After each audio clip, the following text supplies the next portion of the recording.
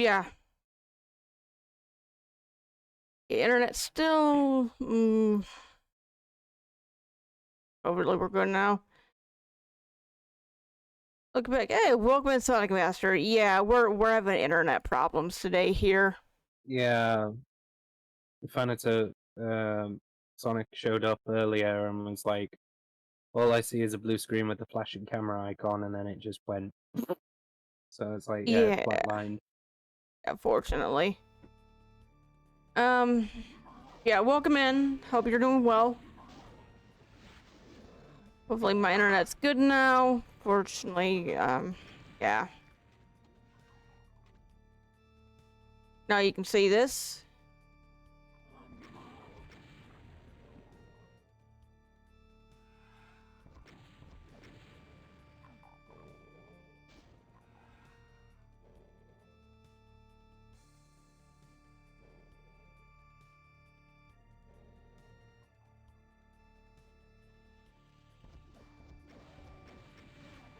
Your favorite online stores having sale and everything. It also includes cassette tapes. Nice.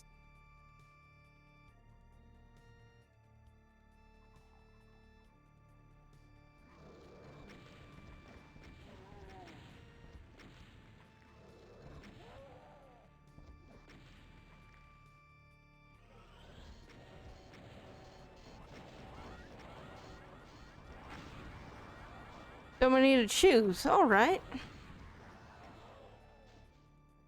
What were we talking about, Flame? What was the next thing on the list we were talking about? In terms of the podcast ideas that we were looking at. Yeah. Um, so we talked about the price climb of games. The second to last point was the troubling trend of devs half-assing their games and updating later. Um. Now, this is a very strong and contentious topic, because this now comes in the matter of when you see games that are made for whatever reason, like, say, for example, Payday 3, or even Cyberpunk 2077, the game was unfinished. Especially Cyberpunk. Let's use that one as the example. It was announced, what, back in 2010, 2011? Something like that. Mm-hmm. That was where it was announced. And it took them an entire decade or more to figure out how the fuck to make the game the way that they wanted it to, and they still weren't really happy with how they made the game the way that they wanted it. But the fans got fed up of waiting. I got fed up of waiting for the fans, and I even said, I don't care what state it's in, it can be in such an unpolished state of affairs. Fucking release the game already. I don't care. Fix it. And in the state that it was, yes, it was buggy, yes, everyone was upset, kind of thing. And nowadays, we don't have the patience for things anymore, and I was very much a showcase of why patience no longer exists in the gaming community. We're fickle as fuck.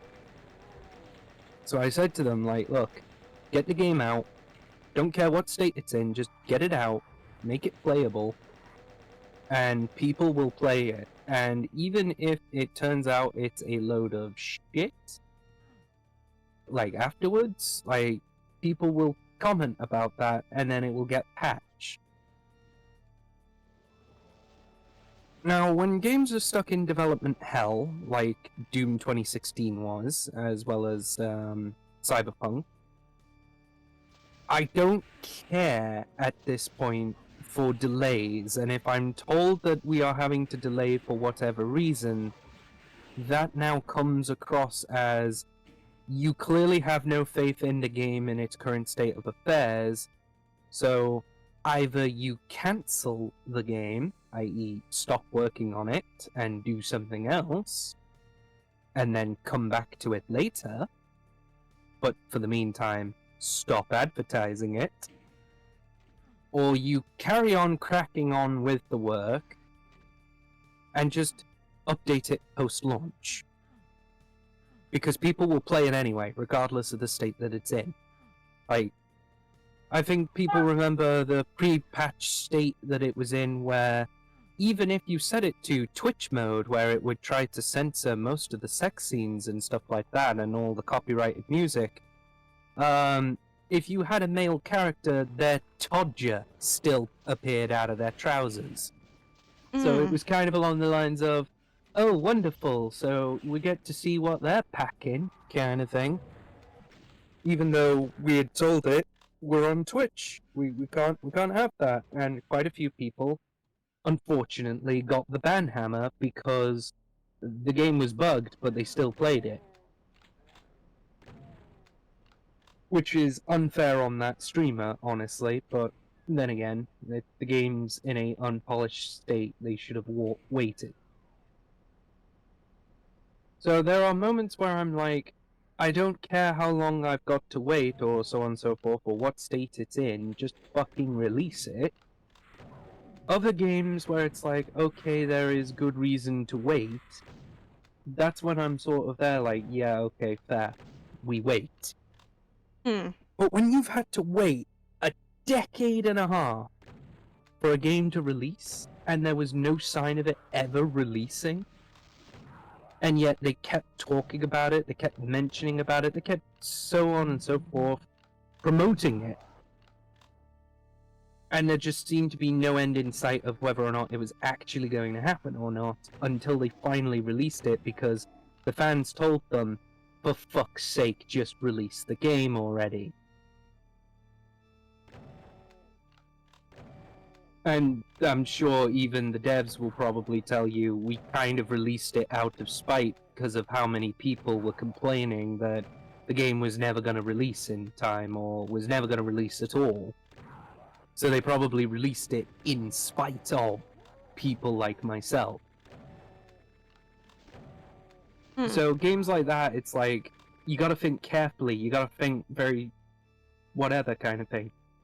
But this seems to be just the troubling trend of how it is now, where games now are being released in a state where it's buggy, broken to fuck, and so on and so forth, and is being updated like a live service, just to basically say, yo, we are supporting the game, we are trying to help it, da-da-da-da-da-da-da.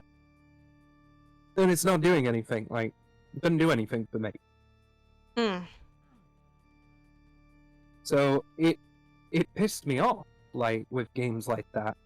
Whereas certain other games where it's like, say for example, 2 Point Hospital, or, well, 2 Point Studios in general, if they release a game and it's like, yo, okay, this game is whatever, sort of thing, if they say, yo, we need a delay because this is in a current state of affairs where it's a little bit rough around the edges, then it's one of those, yeah, we'll, I can wait, that's perfectly fine, because they're not going to take the piss. They're not going to just be doing whatever that they are doing. Whereas now, with other games and stuff like that, with other developers, I've just got fed up of waiting. Like, it's either you hurry up and release the game, or it just don't release it in any way, shape, or form. Give me 1 minute. Sure thing.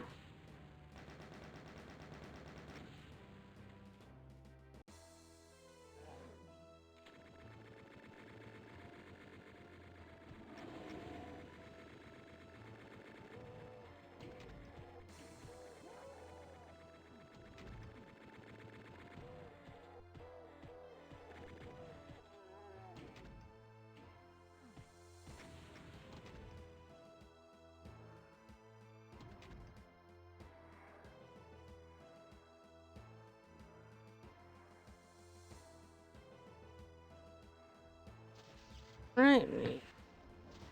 Okay. Sorry about Feel that. okay? Mum came in and basically was saying to me, like, please turn, like, either turn the friggin' aircon that I've got in my room off because it's not doing anything, even though I can feel the friggin' breeze of it. It's wonderful. Hmm. Or start filling the shit up so that it will actually have some coolant to try and bring down the temperature in the room. Fair. Because it's 22 Celsius right now in out by where I am. Ooh. What's that like? I don't know what that is in freedom units. 71. Ooh, 71 Fahrenheit. it is, according to my computer here, it is 80 freedom units, which is probably like 23, 24 Celsius. And the humidity's at 62%, so it's sticky. It's close. Same here, it seems.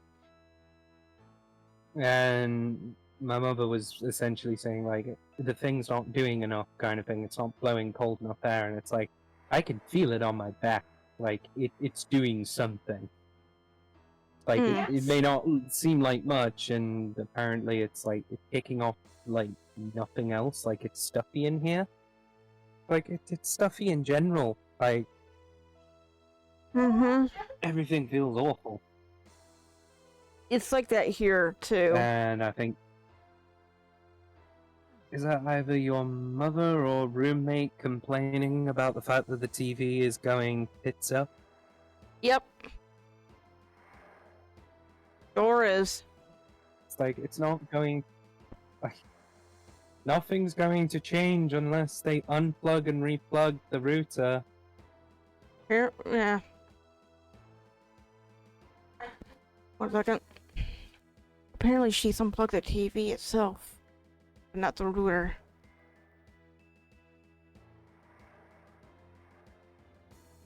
Right, so unplugged the thing that was pointless and did not need to be unplugged because, for whatever reason, that was a great idea. Yeah, wonderful, nice one. Yep. And she won't unplug the main thing. Like you say, the router, but just to try it, just to see. Nope. Because she doesn't want to put in a new password or anything. At that point, like, you're not that good with computers, never mind, that's not gonna work. Yeah. I was going to say, log into your router directly through remote host. So, like, input the, I think it's IP4 or IPv4 into your browser, log in as an admin, and start fannying about with it, like actually turn it off through the software and then back on again. But you're not technically savvy enough to do that. 1 second. I gotta mute for a moment.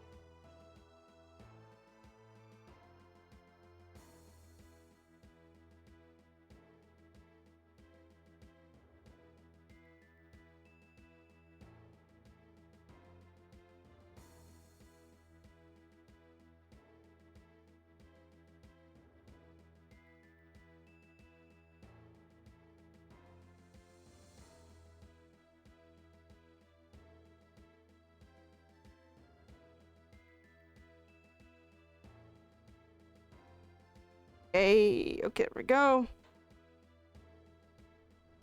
Welcome back. Thank you.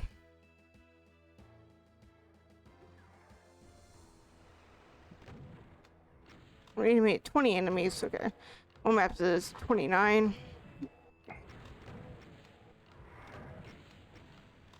But yeah, this doesn't really like doing things that are complicated. She likes. It's not even complicated. Just unplug and plug back in. No, it can't be fucked to do that. It's like it's as complicated as literally unplugging, replugging. Like you literally plugged it in to make it work, for fuck's sake. Like that's Yeah. not a problem. Yeah, but I have to put in a password. It's like, okay. I mean, look, I'm gonna have to do that So myself. just set it to remember me, and it will do it automatically with That no too. problem. That too. Yeah, but look at like I'm gonna have to put in everything for my new computer. I gotta transfer everything and I gotta re-download everything. I gotta put in the passwords again. I gotta like start from scratch.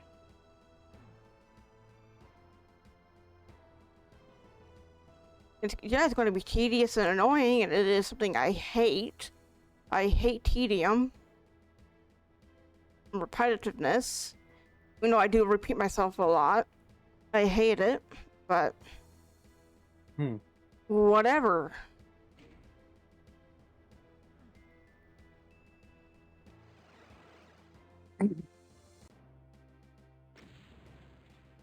Final Doom. Yeah, like I'm 148 enemies. Get the computer set.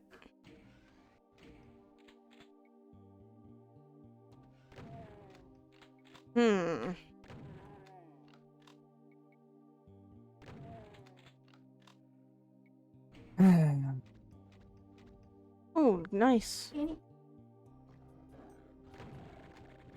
must be the and from the sounds of the multiple jingles, they keep unplugging and replugging the TV, thinking the outcome will be different. It's like, I'm sorry, you're now starting to sound more and more insane, my dears. That's just what it sounds like when you boot it up. In general, it's one of those smart ass TVs. It chimes every time you turn it on. Yeah, but from the sounds of it, they keep unplugging the TV and replugging it back in order for it to make that jingle. So But it's not. That's just what it's like.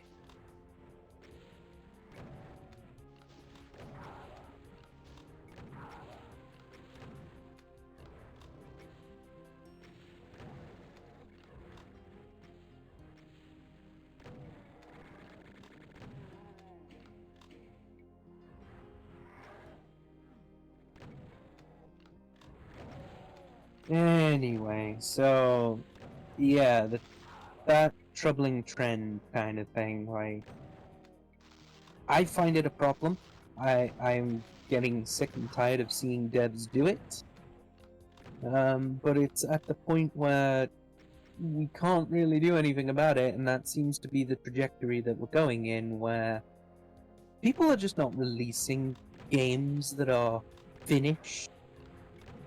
Fair. Like, not in a working state or anything like that, like it was back in, say, the PS1, PS2 era, and it seems to be mainly coming from the era of the digital game, where it's like, oh, you can download games now, and so on and so forth, and wasn't that a wonder back then? And it's like, well, yes, but in the same breath, look what it has now cost us. We can't seem to have full, complete games anymore. Right. I'll say this. Yeah, my opinion is like release a game, but have it be stable. Okay, if there are some bugs to iron out, okay, fair. That's it happens. But like, get the game released to a point where it's at least stable and playable. But and if need be, later down the line, if there is a bug that needs fixing, then release a patch update. But don't release a half-assed game that you know is going to be broken.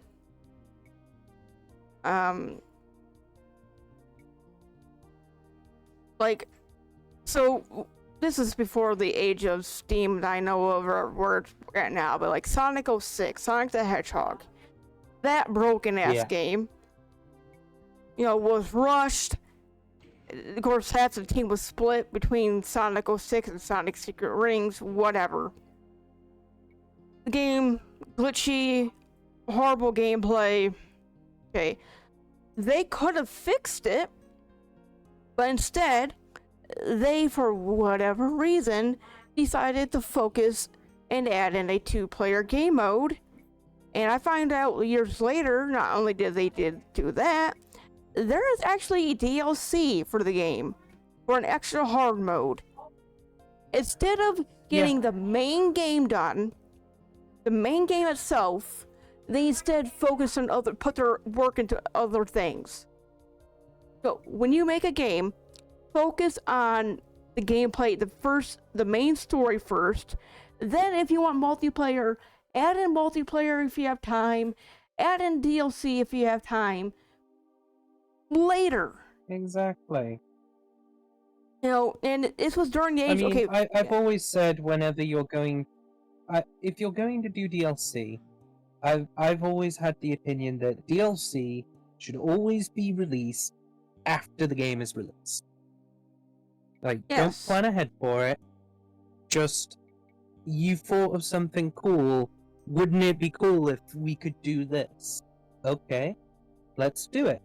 The game's already in a complete state. It works, it's stable, it does what it needs to do. But now we've said, look, we've added extra bits, kind of thing. Isn't this awesome? Isn't this wonderful? And it's made your game even better. Exactly. That's all I ask. Like, if you're going to do DLC, do it that way.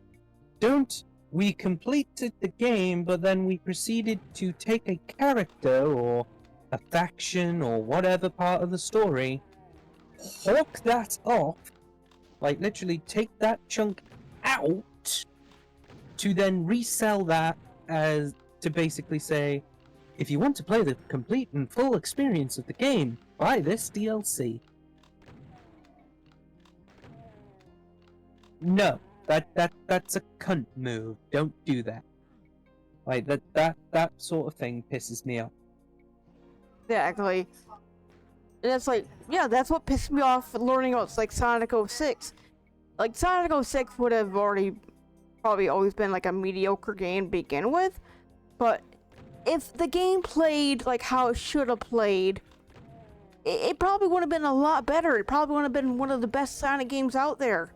Like the ideas and the concept is cool in that. But they were desperate to get a game out by Christmas of 2006. Like Sonic, he doesn't feel like Sonic. He's so stiff and slow. Besides, it's just terrible. The story itself, which we already discussed, story doesn't really matter, depending on unless it's like an RPG story book game, whatever. Okay, fine, but I mean, the only cool thing about the story was the things that they added to Shadow. I thought. yeah, Like, they actually expanded on Shadow's story decently, and they had done quite well. We don't know who the fuck this Silver character is. They could be anyone for all I know. And then Sonic, it's, well, now we've just brought back the days of the old comic book where Sonic did have a humanoid girlfriend. yes and no. So here's the So thing. interspecies relationship was apparently on the cards anyway. Yeah, so here's the thing, though. That Sonic, so before Sonic, back during the development of the original Sonic, he was meant to have a human girlfriend named Madonna, who was like a Betty Boop, old classic anime style looking character. Had a very curvy body, slender, whatever.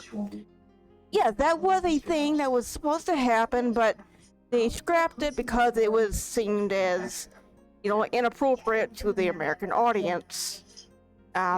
Yet then again, we have like, it's also Roger side. Rabbit and all Yeah, that. I was going to mention that. But a little side tangent in that I want to have. So a lot of people are disgusted with the whole Elise and Sonic relationship. Sonic the Hedgehog, Elise is a human. Like, I understand that. But here's the thing. That Sonic isn't really a hedgehog. He is more like an alien, or his own species. Sonic and Elise are the same age. They are both intelligent, whatever. Now, if Sonic was like an actual fucking hedgehog, okay, yeah, no, that's like fucking weird. But the whole nobody has a problem with Who Framed Roger Rabbit, but everybody has a problem with Sonic and Elise because Sonic the Hedgehog and Elise is a human. Okay, but like, where was that, argument with Roger Rabbit? Roger Rabbit is a fucking bunny rabbit, and was it Jessica Rabbit is a human. Mm-hmm. Like, same thing. But my thing is that the whole Sonic and Elise thing, regardless, just doesn't really work. Because, at least for what I grew up knowing, like, Sonic, he is free. He's like literally in some of his songs, he is the wind. He is tied down by nothing. He doesn't have a girlfriend, boyfriend, whatever, because he is free. When you add an Elise, then you have a tether to him. And that ruins his character. So it makes no sense.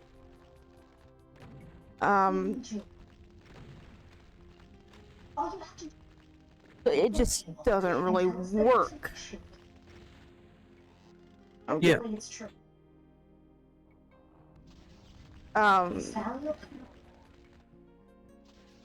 There's a lot of things I can rant about Sonic and the series, not just like. Another thing I can rant about is like, how so many people think that because it's a Sonic game, every single character must be fast. Like, no, that's not. Not every single Sonic character needs to be fast. The only reason Tails is fast is because, he, trained himself to keep up with Sonic. Understandable. Knuckles, in the original Sonic the Hedgehog 3, Knuckles, was actually slow. I mean, he had a decent speed, but he was slower than Sonic.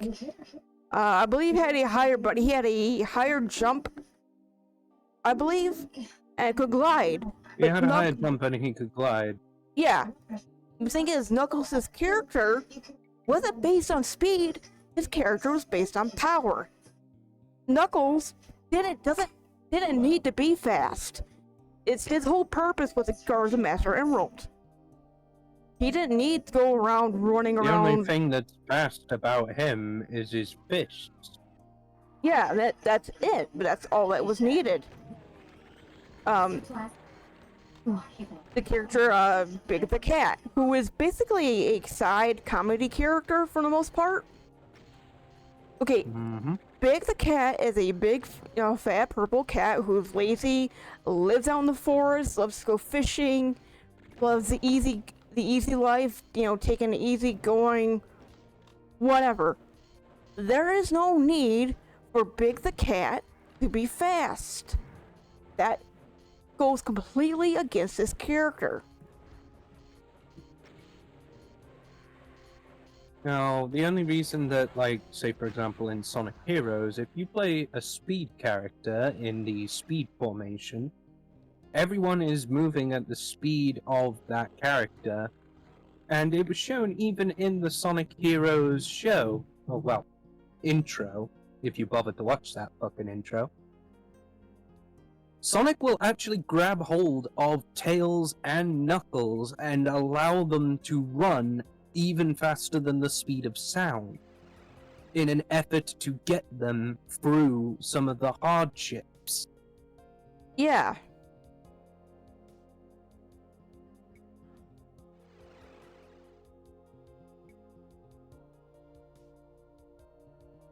So in that regard, Tails allows them to fly, sort of. He could barely even hold friggin' Sonic, never mind Sonic and Knuckles. Right, yeah. And Knuckles uses both Sonic and Tails to enhance his knuckles, like to make his punches a lot more devastating.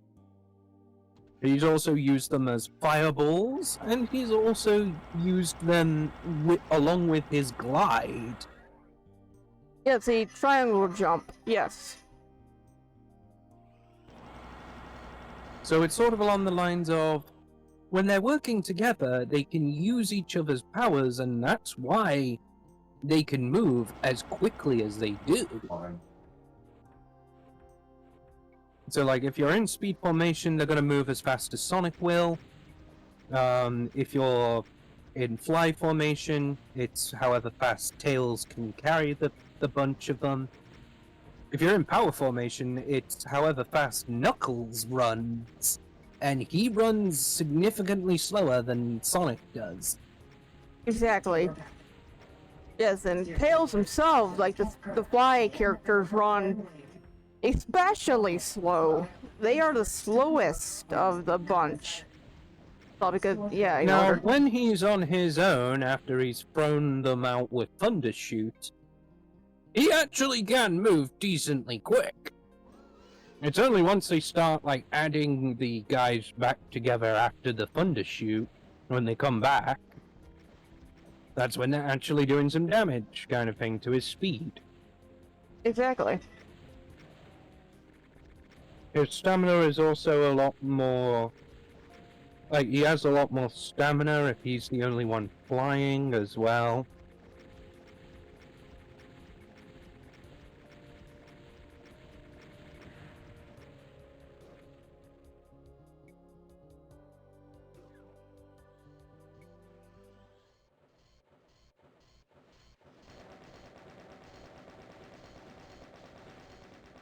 But again, well, Sonic Heroes, Big the Cat is in Sonic Heroes, but why is he there?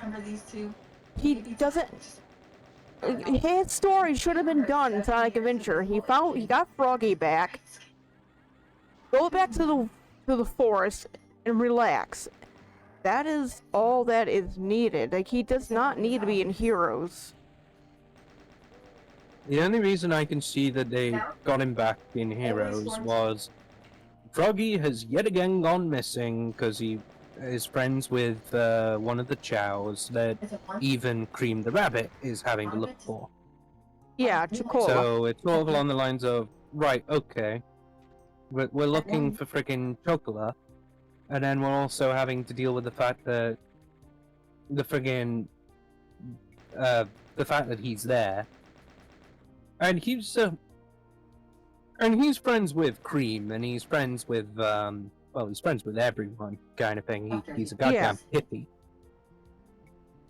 Yeah. But even he's sort of there, like, he can understand that something's got to be done, kind of thing. If Eggman's up to no good, and even hippies will fight back if pushed. Fair. So from that perspective, it's sort of along the lines of, okay, so Big's looking for Froggy again, because he somehow lost Froggy because Froggy went after Chocola.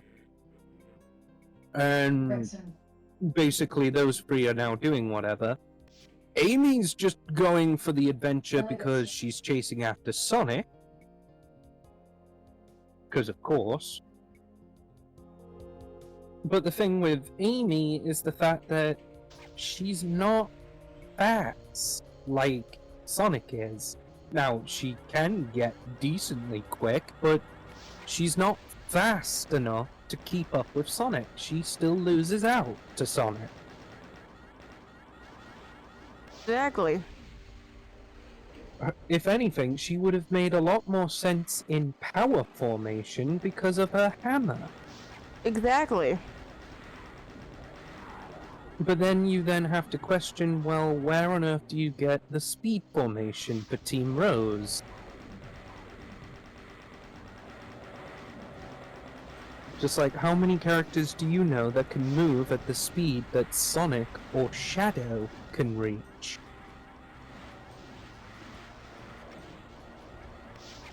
That is also soft enough, like those characters, to be considered in easy mode.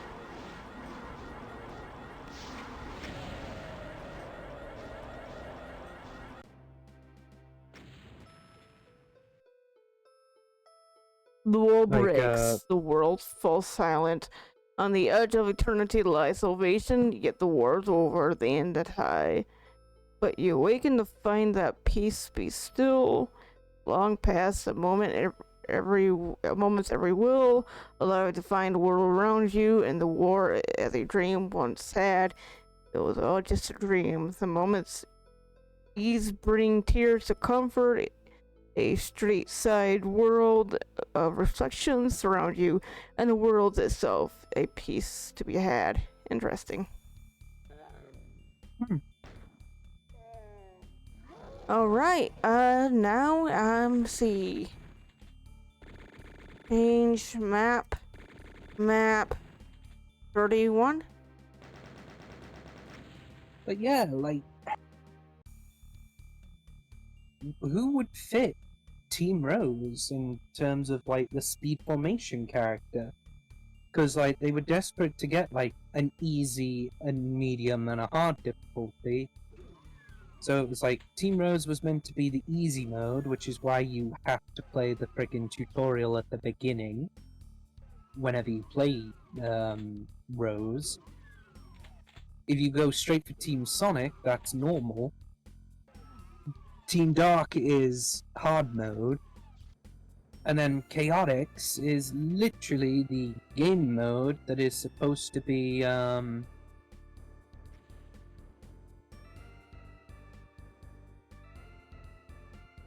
like, that's supposed to be the game mode that's like, oh, okay. It does something, like, it's mini games. Right.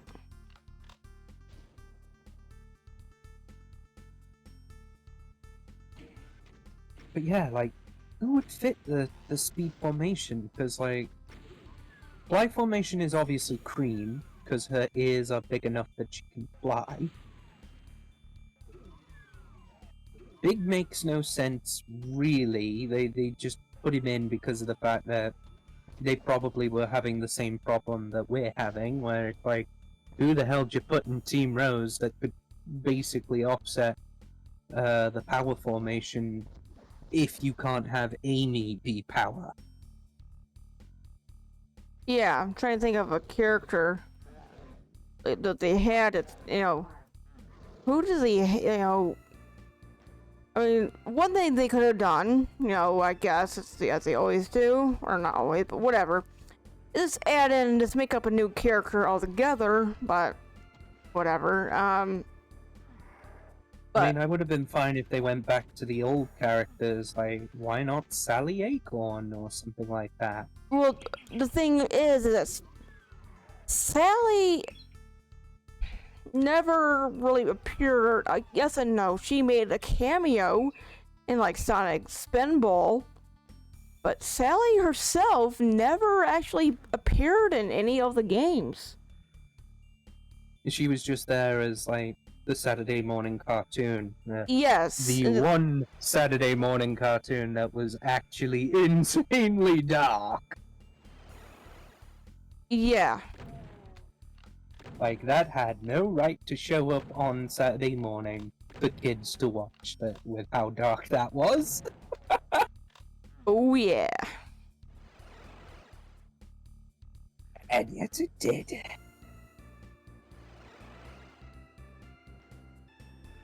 Fuck. I think you gotta keep your momentum when you're running across that. Yeah, but the thing is, I do that. You can't. I did it the one time by jumping, but I keep overshooting it. Yeah, we're just gonna fly. I am doing this shit.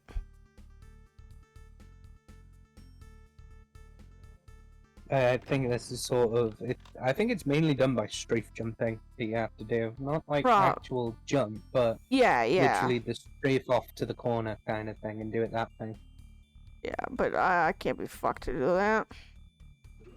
As appears to be a lot of the movements when it comes to this game.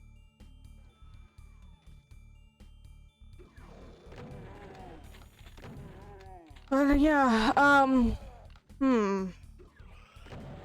trying to think of what characters were available. Well,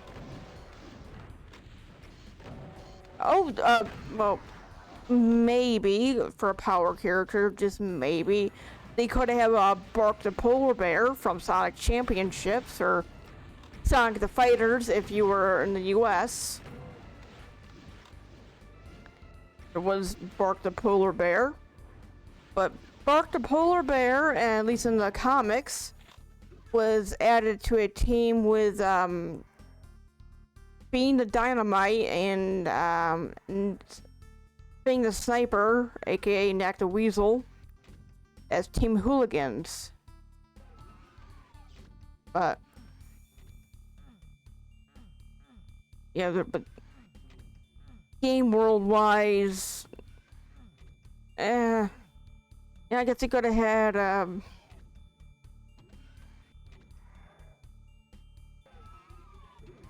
yeah, you could have Bark. They could have used mm,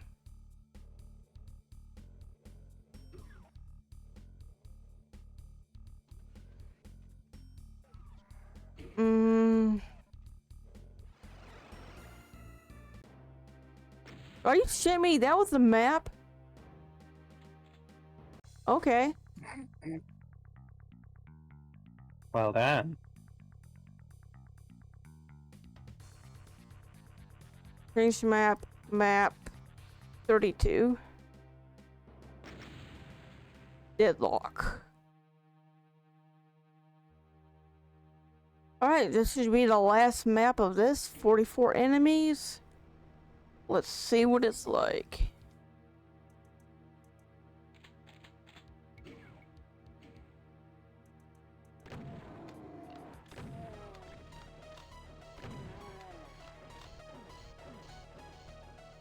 Yeah, I guess besides Big and Bark, there weren't really many characters that would have fit the criteria. Yep.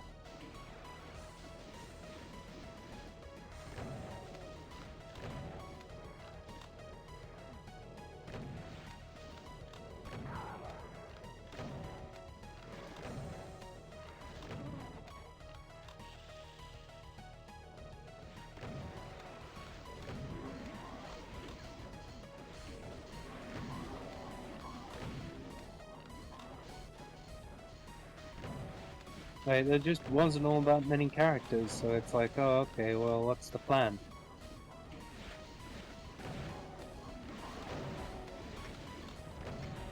But even then, now I think about it, Bark the Polar Bear would have been a better fit in terms of, like, so Bark's character, he is known as a silent brawler. He's silent, but he likes to fight. So he would have made kind of more sense. He could be seen as like going on an adventure, fighting. And also bless you. Thank you.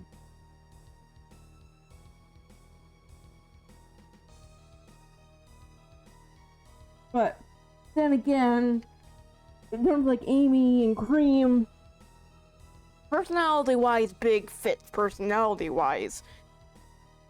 Yeah.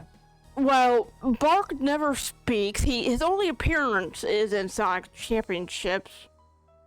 And there's no dialogue in that game. It's a completely silent arcade game. But through movements alone, Bark is more of an aggressive character. His attack movements are like heavy stomping and slapping.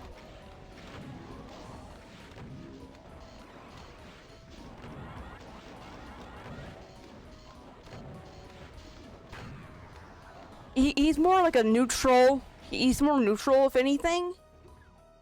Let's see. Need red key activated. Perfect, red key. Also, I heard a mother spawning.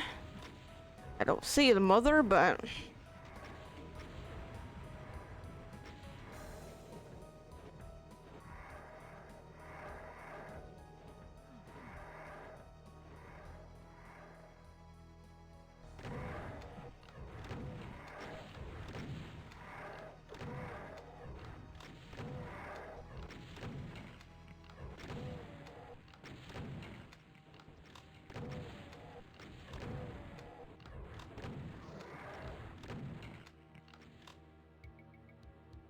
Yeah, I can see that.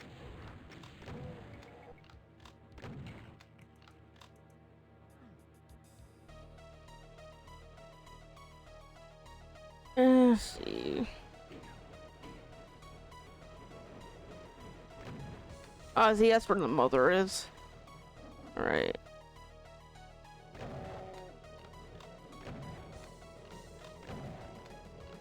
And of course, obviously, when I say the mother, I'm referring to the Spider Mastermind, but... No, think about it. Wasn't there an enemy in Doom 64 called the Mother? Was that the name of the main boss?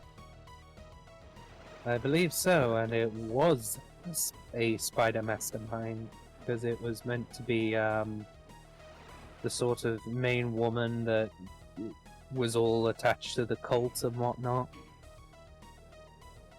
Yeah, I mean, like, there's this, like, giant wasp-like entity thing that shoots, like, waves of stuff at you on the ground. Yeah.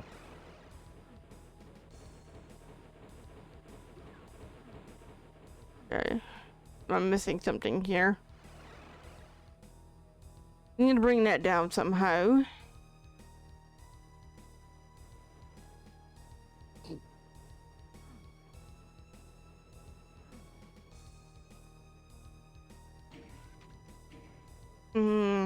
Nothing up there.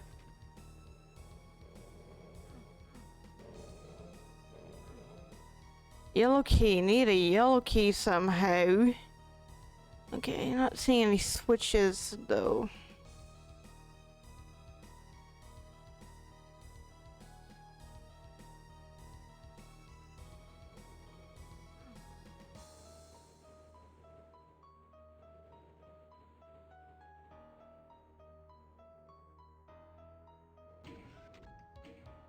We got that, and this is...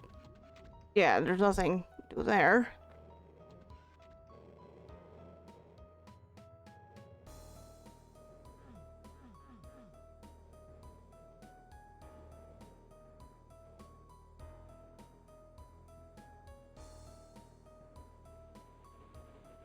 Okay, do this.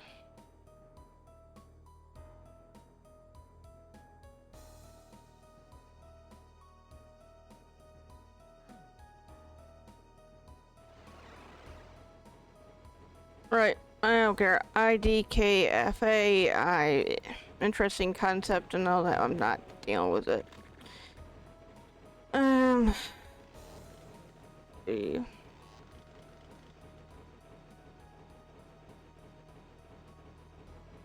Trying to get to the BFG. Here we go. Perfect. Perfect.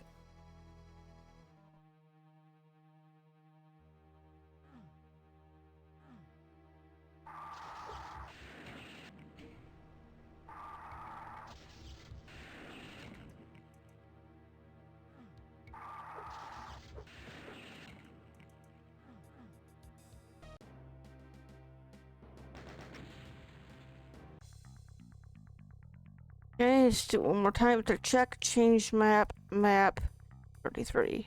No, map 33. Yeah. Alright, looks like that was the end Anyway. of Reverie. Yep.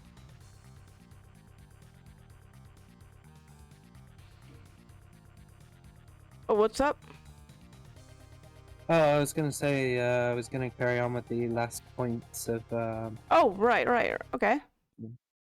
Sure. So I, the last point basically is more of a, I suppose, a retrospect of like media as a whole. So the idea of physical media and its evolution, sort of thing, from like the floppy disk all the way to like the DVD, so on and so forth, until it was surpassed by digital. And of course, then talking about the dangers of not owning copies of games to your name, which most game developers now, whenever you sell anything digitally, are like, well, you don't actually own your games, you own a license that can be revoked by them of when you're able to play a game, or something like that, right? mm-hmm. And it's like, well, if that's the case, then piracy is a vindicated thing. Like people are allowed to then say, well, piracy is not theft. And I am one of these advocates. I am very much an advocate that piracy is not theft, thanks to the way that game development has gotten. Like, especially when you're told that you need to get used to the fact that you will never own your games truly. It's like, ha, fuck off. Right. So, physical media, you own a copy of the game, that is your copy of the game. Once it is left the developers, whatever, it is your periphery of whatever the fuck you want to do with it. That's yours. Nobody can tell you otherwise what to do with it. If you fuck it up, that's on you. You have to then buy another one. Like that's just how that is. It should not be down to the person to or the developer to fix what you have fucked up, kind of thing, once it has left their factory. Right. But in the same breath, because of digital media now, developers have now started getting to the point where it's like, well, actually, no, you're not meant to own a copy of our game. You're not meant to own something that belongs to you, kind of thing, from ours, because the intellectual property is ours, kind of thing. Like, the amount of times that people have said, like, to Nintendo, because of the fact that they own, like, Super Mario World or something like that, it's like, yo, so Mario now belongs to us, guys. It's like, well, IP would suggest otherwise. The intellectual property is Nintendo's. So if you end up releasing a game that it has Mario in it, and you were being made to pay it, and it wasn't made by Nintendo, Nintendo will sue your ass. It's the same with like Pokemon and stuff like that. Like they've gotten so frantic, so aggressive about that kind of thing, where it's like the defending of intellectual property makes a lot of sense, but in the same breath, it shouldn't come at the form of you can't own copies of your own game. Like, I should be able to, with my copy of, let's say, Altered Beasts on the Sega Mega Drive. I own a copy of that game. I can boot it up, and it works perfectly fine. I also own the ability to put that on a blank CD so that I can then emulate it so I don't have to use the cartridge for it to work. That should be perfectly fine. That shouldn't be a problem. Unfortunately, Sega now would probably say that actually that is a problem because emulation ain't whatever. Now, Sega nowadays, thankfully, has been very, very kind about that shit. You can get away with that, no problem. In fact, they are very happy when you do that because emulation is what preserves games So and you keeps think you them alive, so other people can play them again. It doesn't matter so much about anything else. So yeah, that's where that's at. It's just Hmm. Nintendo and Sony in particular those two really have a bone to pick with people who are trying to keep their games alive, but doing it in a way that doesn't benefit them. And that's what upsets them.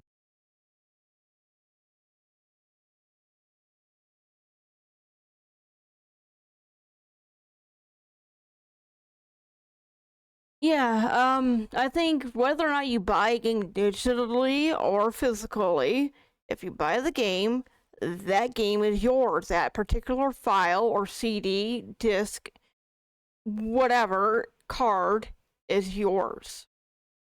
You put money into it to keep it. That is yours. They shouldn't But have. we're now apparently at the point where we've got people like, for whatever reason, Ubisoft now saying, and they've updated their end user license agreement with this shit as well. They have upgraded it to have this in there where if you own a physical copy of any Ubisoft games and they terminate the game in any way, shape, or form, you are to destroy that copy of the game. Hmm. Well, they can Now, blow me. Hey, welcome in, Orchid. yeah, like you and me would say that, and of course I would most definitely tell them, you could not only get fucked, you French bitches, I'm going to not only pirate your games, but I will also endorse it and quite happily promote the piracy of those games, kind of thing, because you don't deserve a single cent of my money Yeah. after that. Like, if I am not meant to actually be able to purchase whatever kind of thing, and it belonged to me, then you do not deserve a single cent sent your way of whatever money I would have. Hmm. Speaking of Yep. earlier from like Mario Net, let's play a Doom clone, or like not a Doom. It's a Doom. It's runs on a Doom engine, but it heavily based on Mario Net. It most notably Mario 64. It even has the intro Mm. music. Let's see here. The in Souls remastered.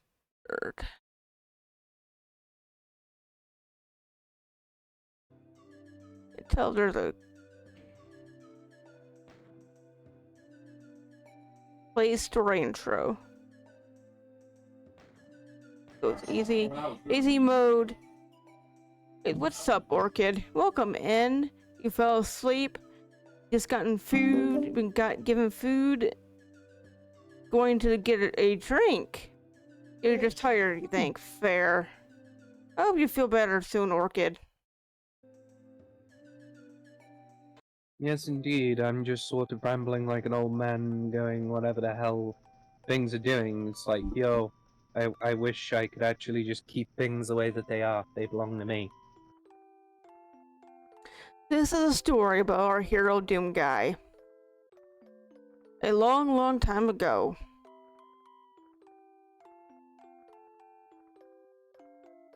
An ancient mansion full of beautiful paintings was discovered. Some UAC scientists quickly found out that the paintings were portals to other worlds. As they entered the paintings, they couldn't believe their eyes. Inside, they found a powerful source of energy, the Golden Souls.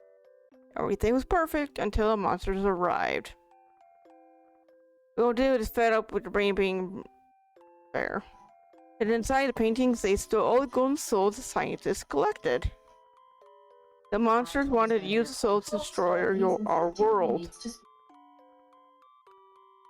Our Marine had to save the world once again. This is where our adventure begins. So it's Paper Mario and Mario 64 blended into Doom. Yep.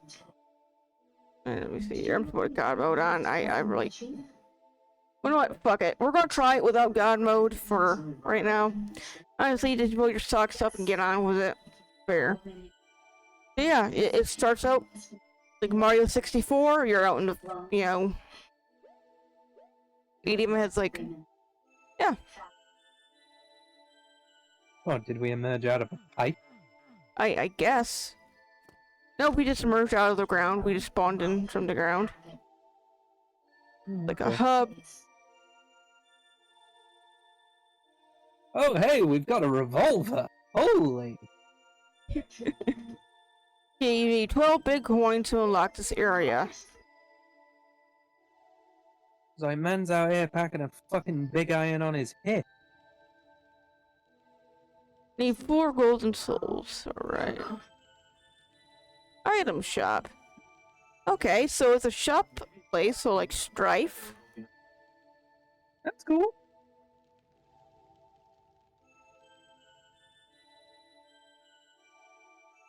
Interesting.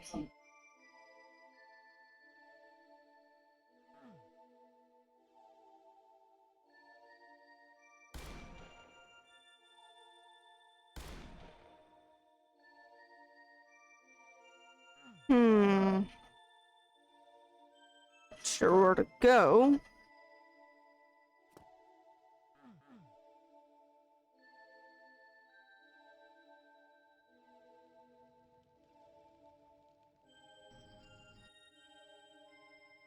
Item shop. Get 1 golden soul. 1.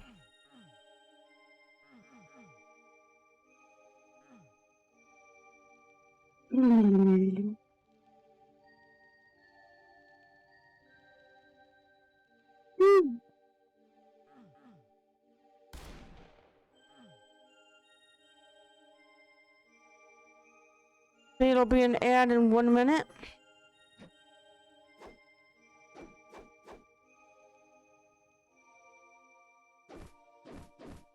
The ads are apparently already in progress.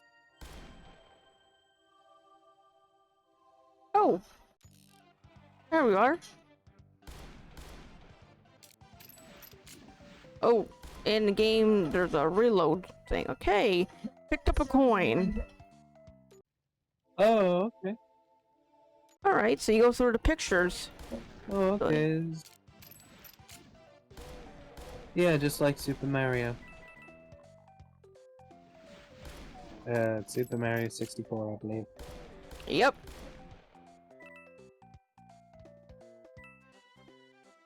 Let's go! I can't do Mario's voice, obviously. Ooh. Let's go! Bye bye, gay browser!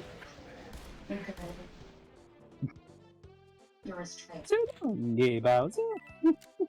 So long, gay browser.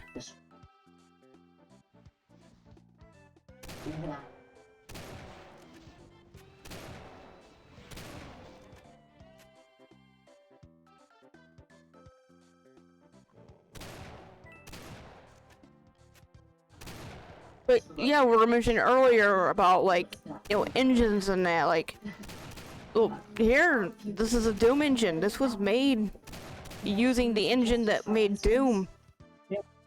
Granted, yeah.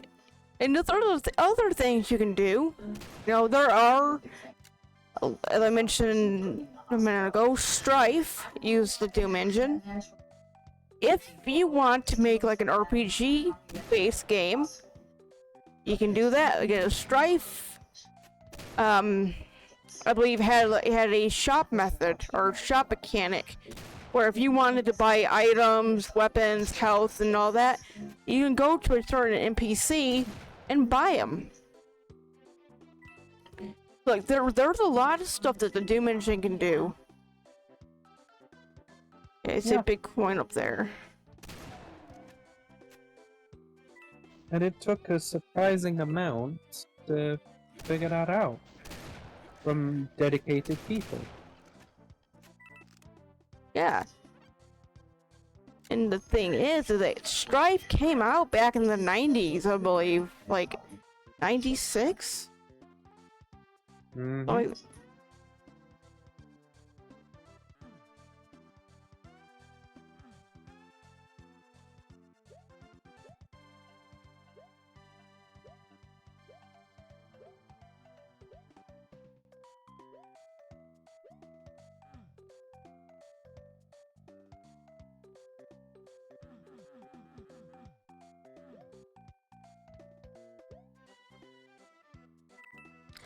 Because this is like a Mario whatever, I'm going to assume that jumping is allowed.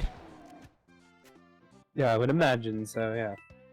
Normally jumping isn't allowed in Doom, but like I fucking do it all the time.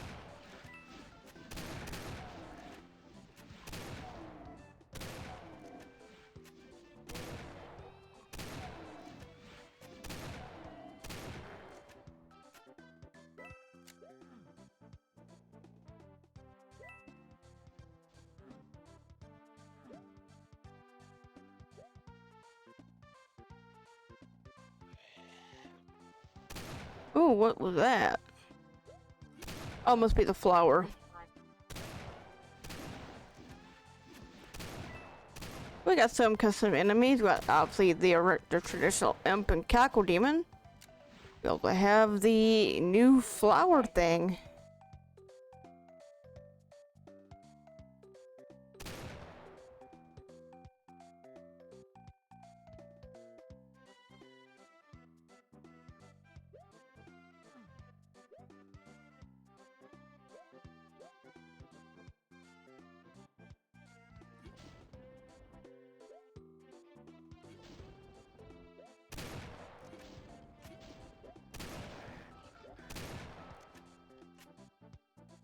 Oh, you got a vertical double-barreled shotgun.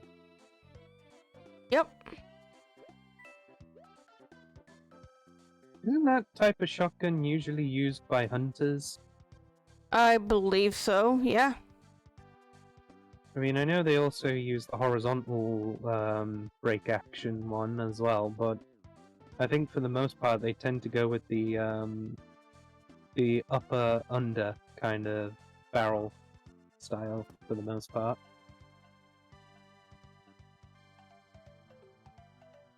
Mm-hmm.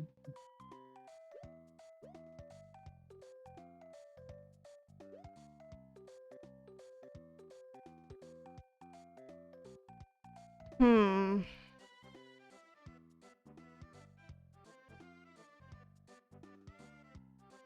Ah, here we are.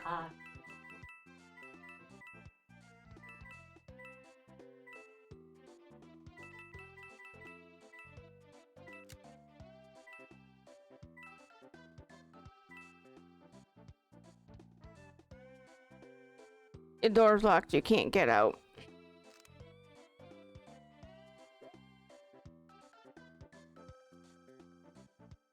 What do you mean?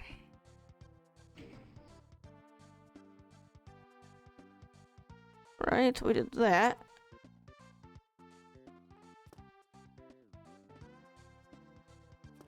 Go back out this way, maybe.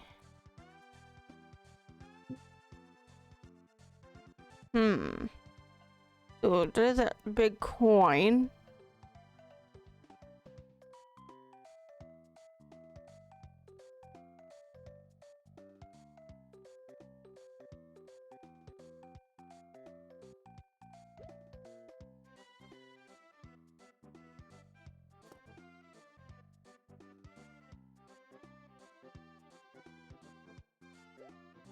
Hey, there's a coin I missed there. We got it.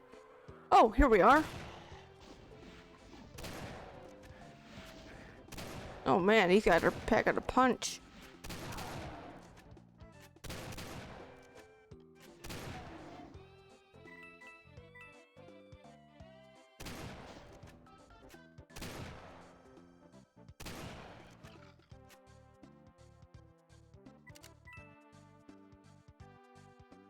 And before we go out there, let's...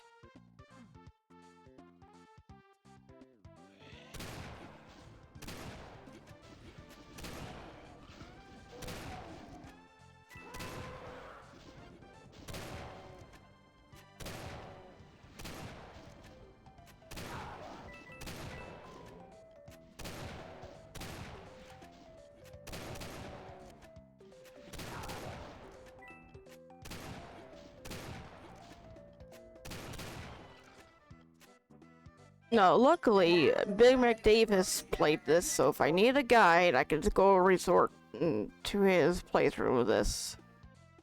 That's actually how I found this.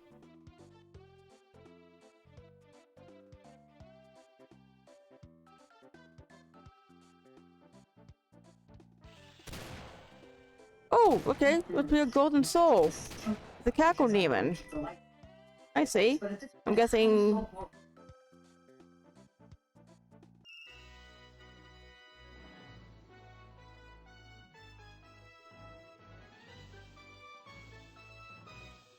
Yay!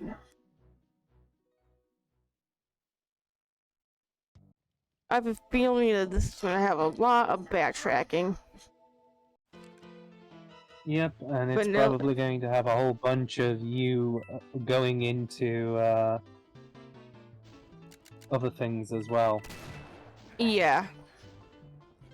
Like, you will have to keep coming back to this place to do a different style of thing for a golden soul. Or whatever. Looks like Just health like in regenerates Super after. Mario. Yeah. Looks like health regenerates after a while. Oh, ho, ho. Yeah, look at this. Oh.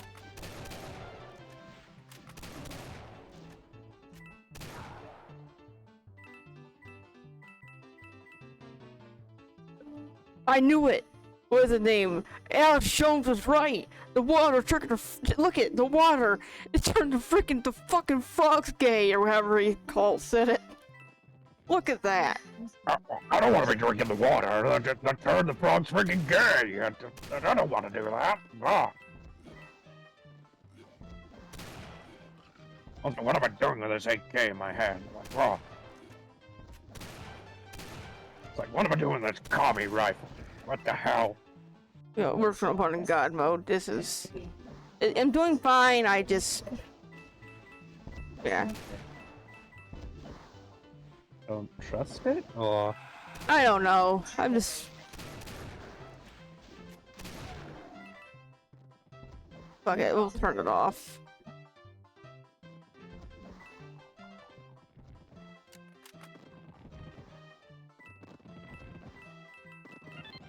Okay, got a red coin. I don't know what red coins do, but okay.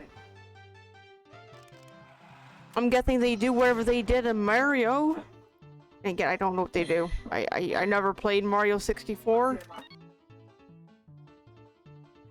No, I've I'm only not ever either. I've only ever seen it played.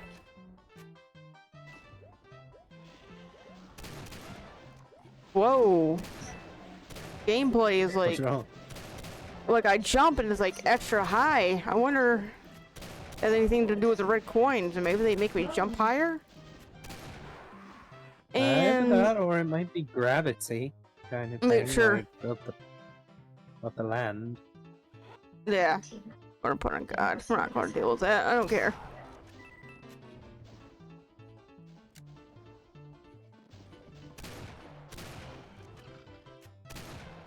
You've already mental health. You're fine, Orchid. You're All cool, good, yo. It's all good.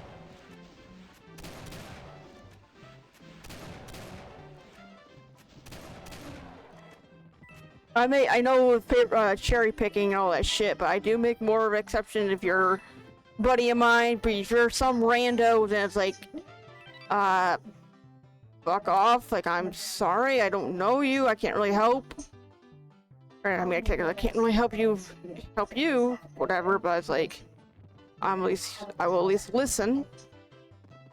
Hmm. All right, let's see. Get tired?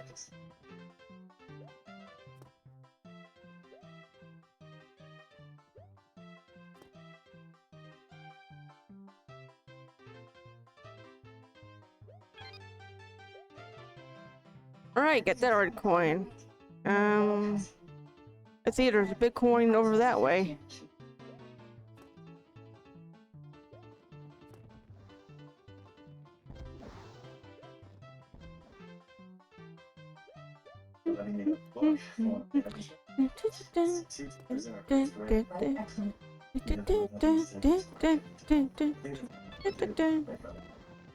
Alright, got the big coin. These things be destroyed. Let me see. Yeah, I don't think they can.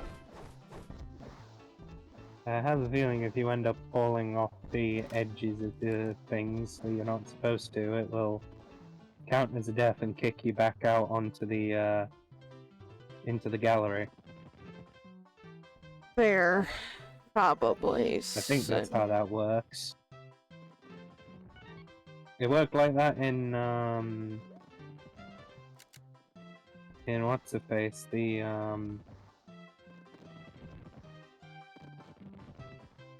whatever. It worked like that in Mario 64.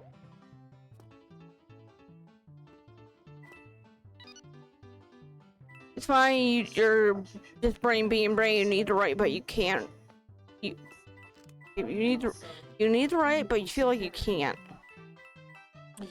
Well, you keep that attitude up, Missy. That's how it will be. I guess it depends on what thing you're trying to write. Yeah. Oh, like this here. This was shop thing. Okay, cool. Yo, what are you trying to write exactly?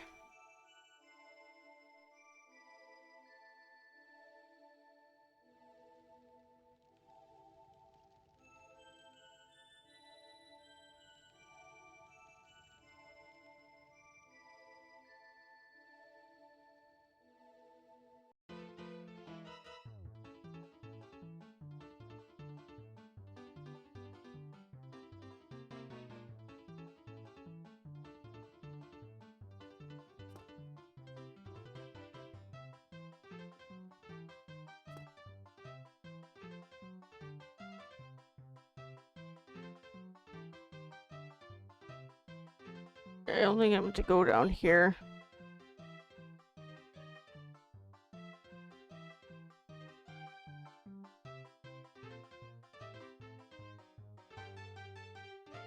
Let's go up all the way here. Like,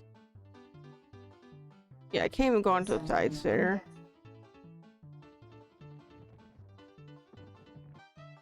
Okay, giant coin there.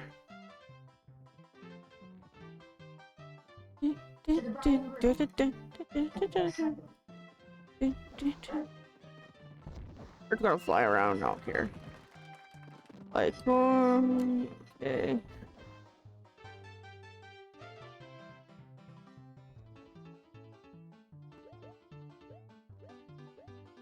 Maybe that's all there is in this map for now. Wait, actually.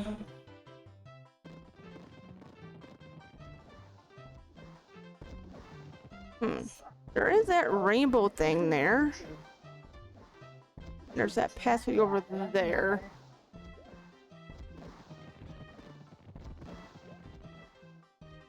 Fuck. I'll fly back up. Alright, it looks like it's just a dead end. I'm not seeing anything. Yeah. I think we just want to leave the area.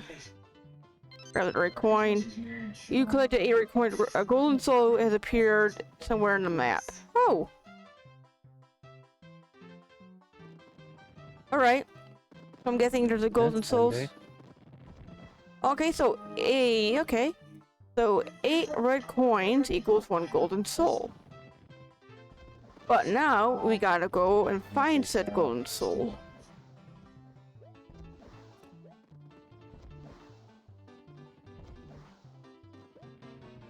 Got all the enemies. Oh, here we are.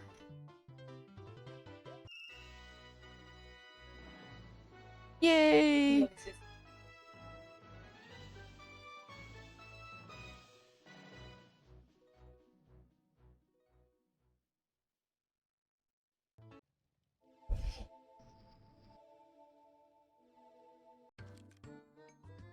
For Battle Beach. Collect 8, okay, 8 red coins, I think it said. Oh, wonderful. We're underwater. There is a Doom mod called Pirate Doom, which is pirate themed. We could do that. Not right now. We'll do this first and then maybe we'll do it afterwards. Maybe. We'll see.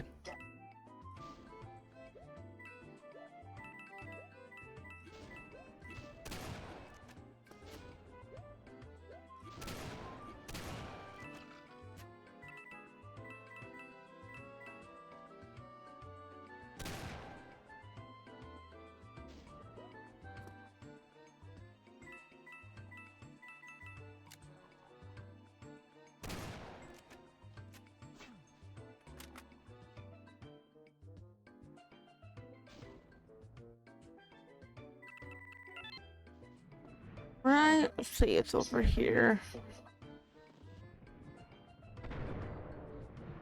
Oh, cool, you have the effects for, like, you shoot underwater.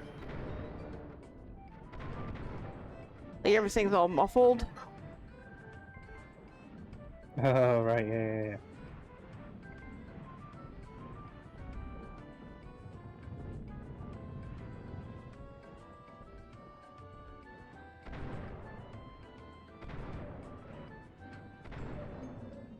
I don't know if we really need all these yellow coins. I mean, yeah, if you want to use a shop, yeah, sure, but whatever, collect them all.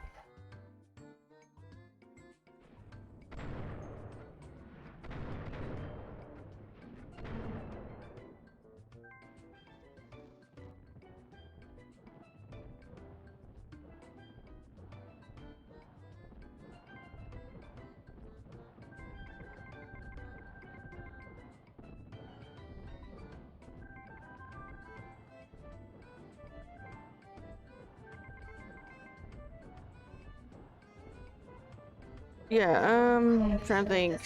Talk about, back to Anubis for a moment. So yeah, his streams are spur.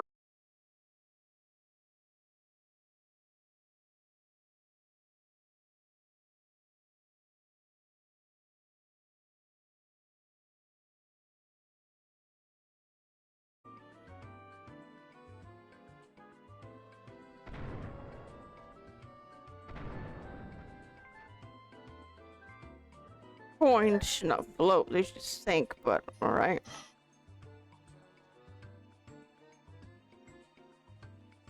Probably to make it easier for you to collect.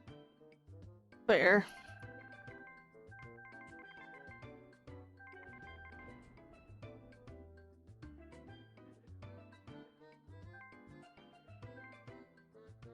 What is that? What the hell? Oh, it's a crab. You can shoot the crabs.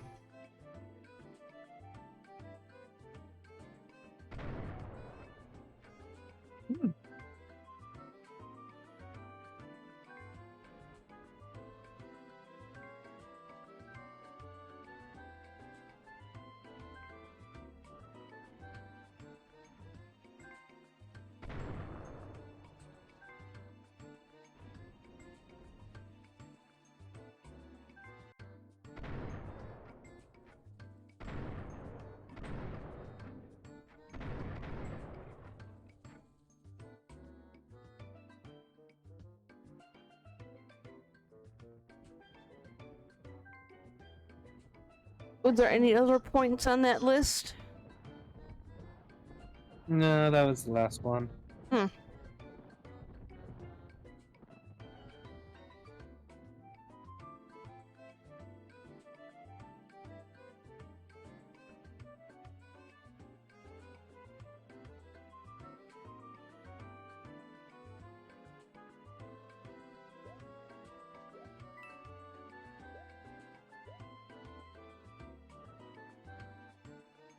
You need to find a way to get onto that island there. Or still want to go back here.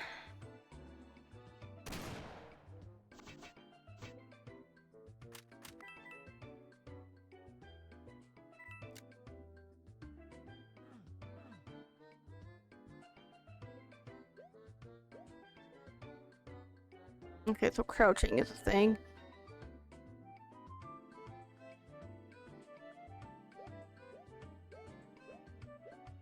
Nope.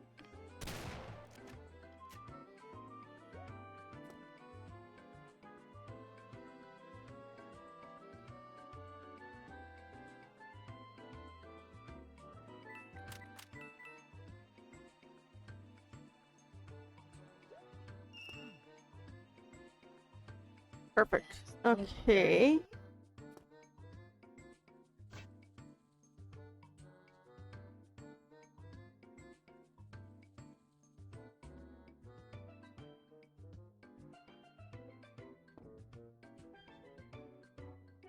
Let's see. Oh. It's like a golden soul caco in there.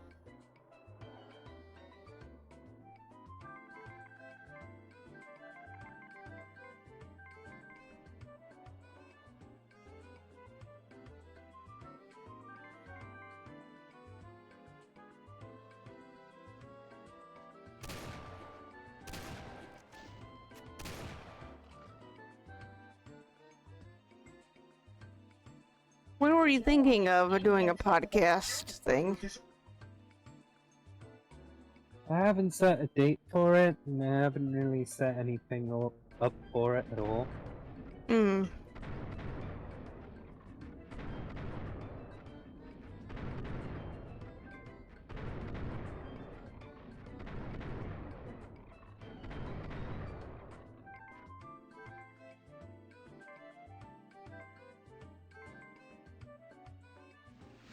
Oh, okay, custom enemy. Custom cackle demon. Oh, nice.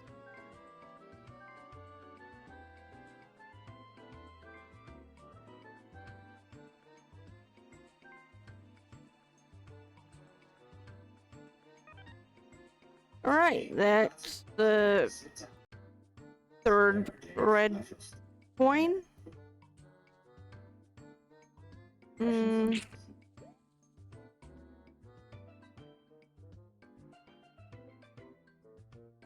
Still haven't figured out how to get over there.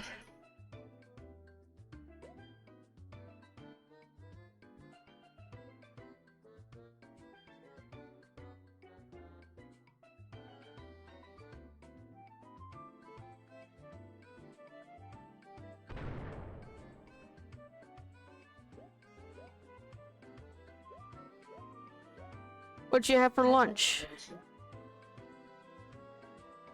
Let me see. I had chili con carne. Oh, nice. What do you call lunch, tea? Oh, it's because of the time that it's in. Ah.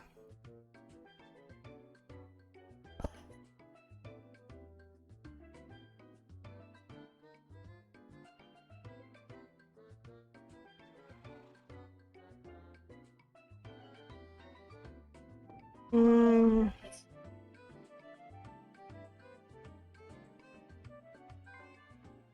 Okay.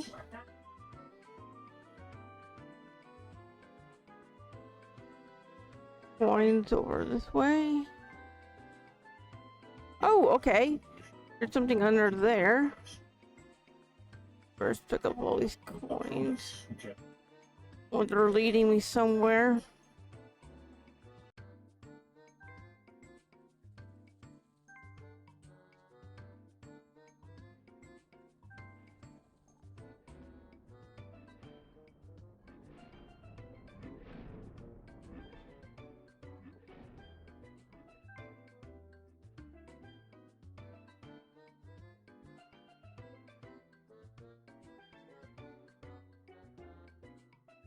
Alright, let's go back.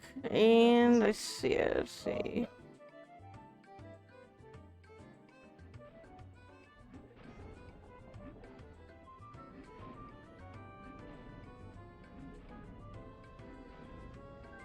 Oh, okay, an underwater cave. Oh, there's red coin up there.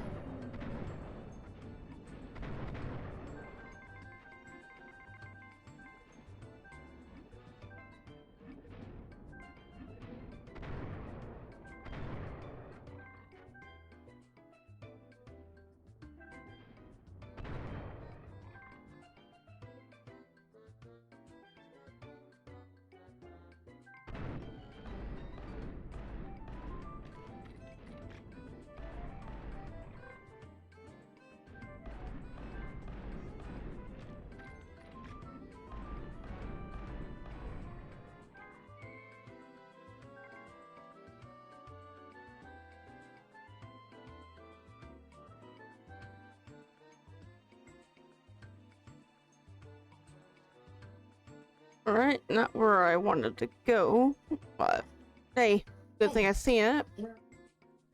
Let me see. There was like a crevice somewhere under like a tunnel.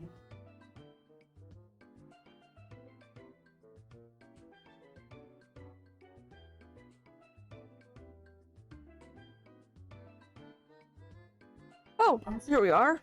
Again, not where I wanted to go exactly yet, but perfect.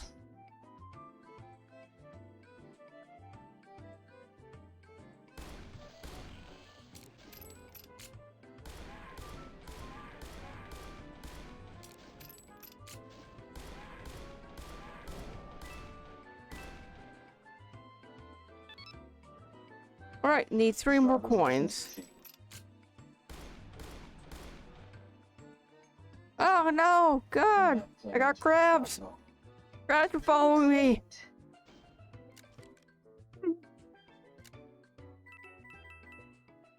Yes, that was a reference to the disease. Yes, it was.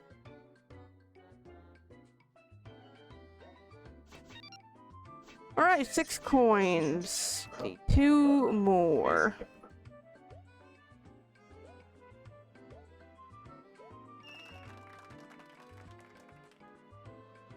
Let's see.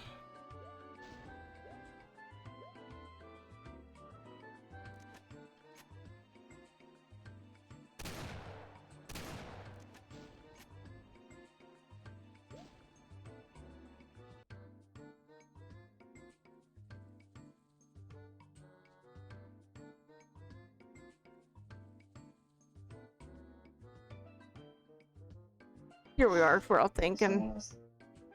Maybe, oh, looks like yeah, never mind. Already been down here. Been here, never mind.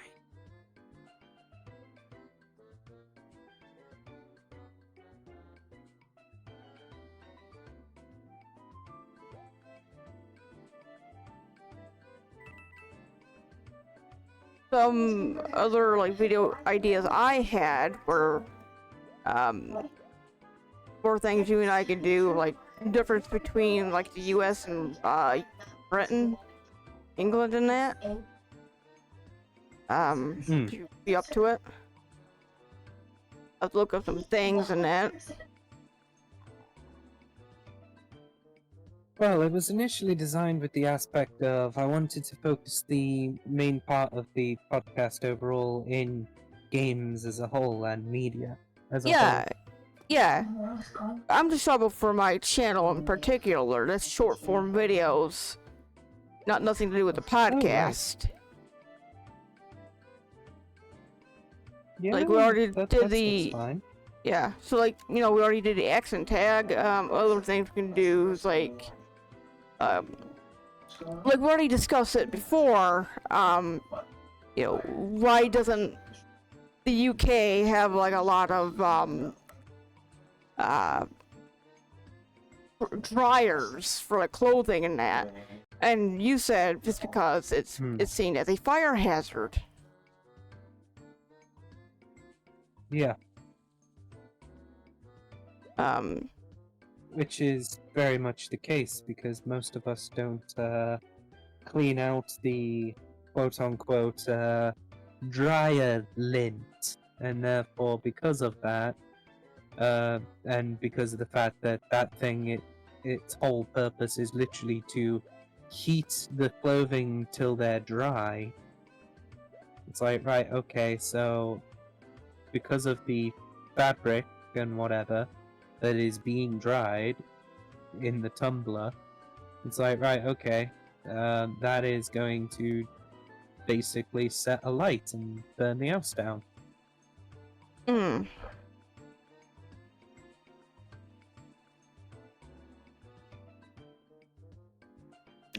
Which I think is a far worse concern to have than anything else. Fair.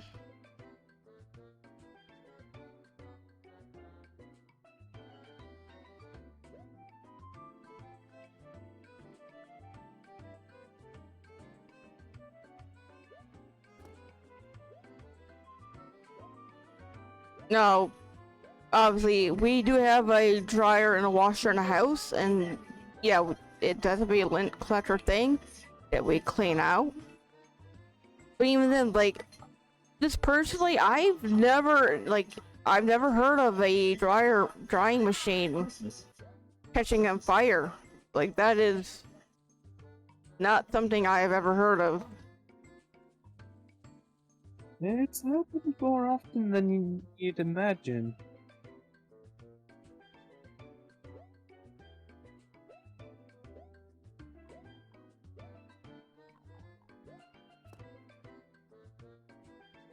Maybe there's a way underneath in the boat. Maybe there's like a hole in the boat.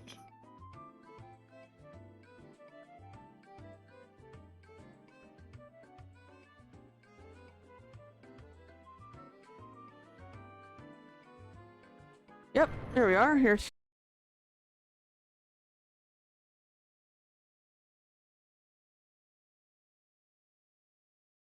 coins.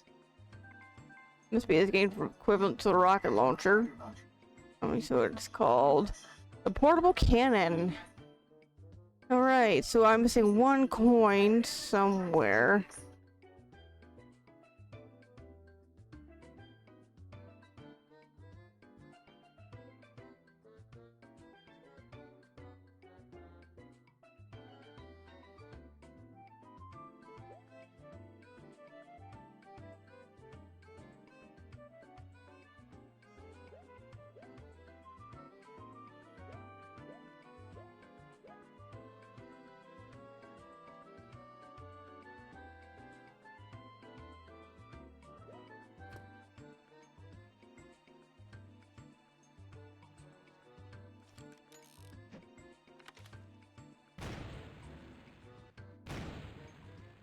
Okay, it's worth a shot.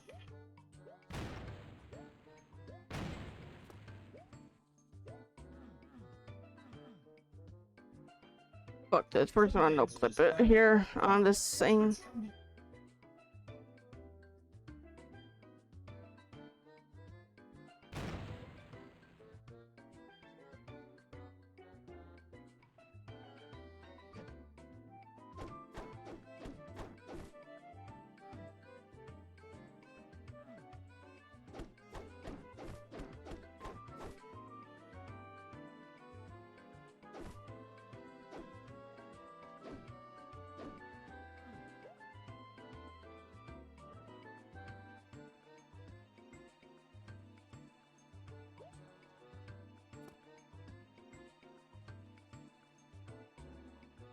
Gonna go around the map.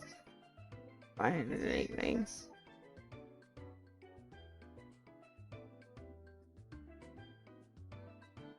Somewhere I have not been yet, apparently.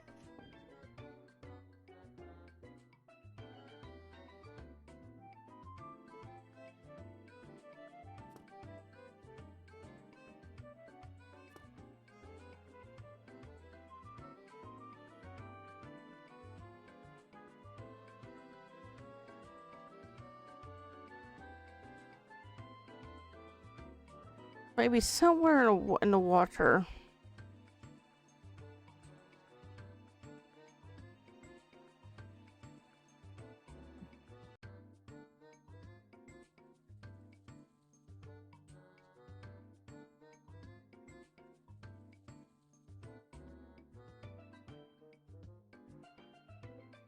Turn off no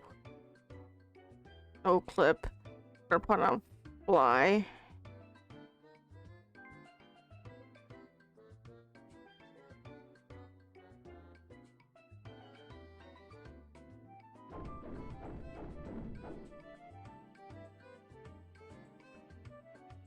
We're gonna follow all these coins. Go back down here. I know we already been down here, but we're gonna check it.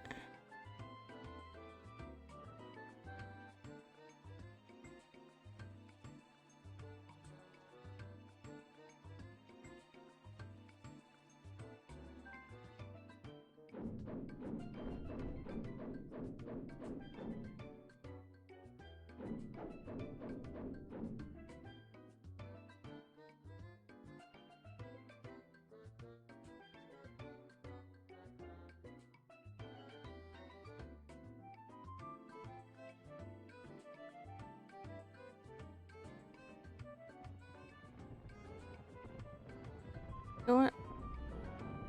Don't remember if I actually got a coin from this area.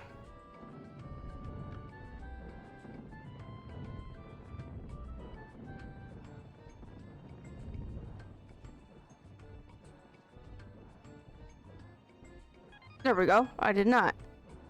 Alright, now we gotta go find the golden soul.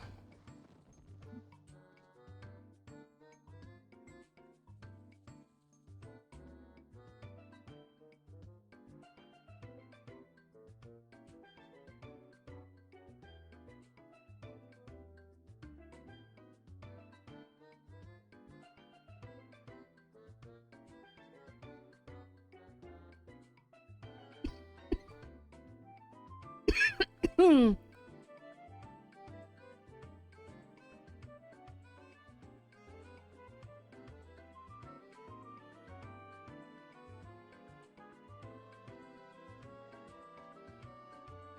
Ah, okay, so that's how it's meant to be.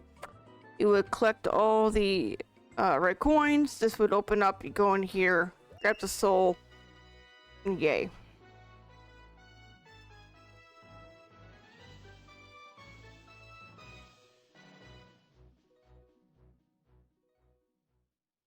Uh,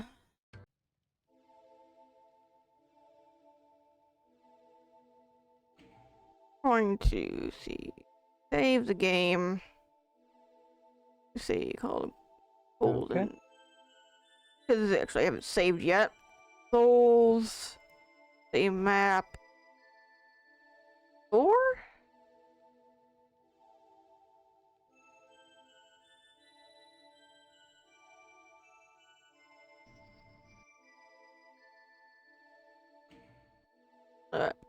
And then no, I'm gonna see, exit out of that. I'm curious. Let's see.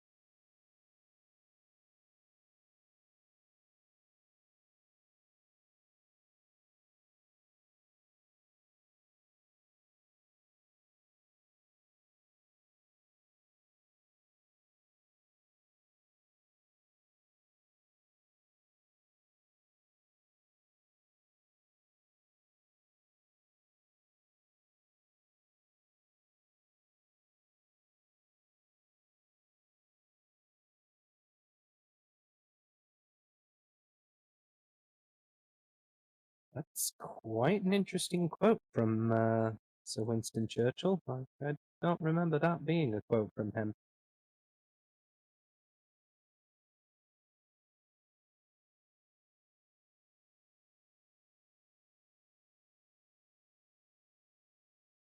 Oh god, has the internet dropped out again? No, has it? Oh, for god. No, I'm looking up video things for the whole different things. Right, okay. Yeah, I'm trying to find something that would be.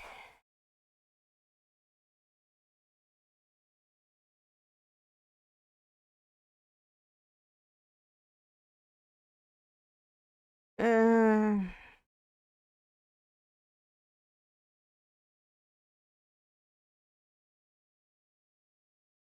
Something that isn't necessarily like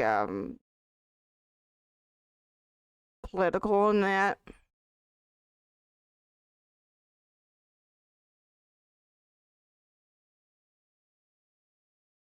Yeah. Let me see.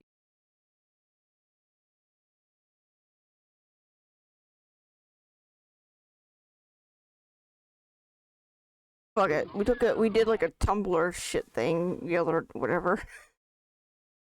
Let me look at this bullshit.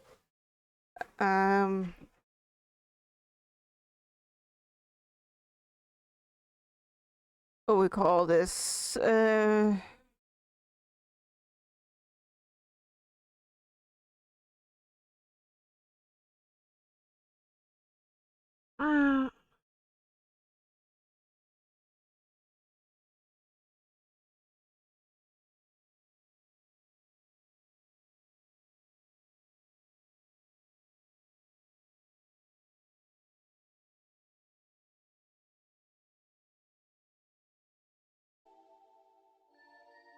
Out of that.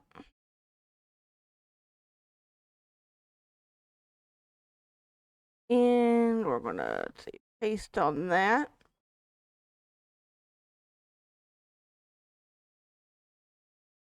Change it to just chatting for now. Done. And then gameplay. Second. And then we're going to form.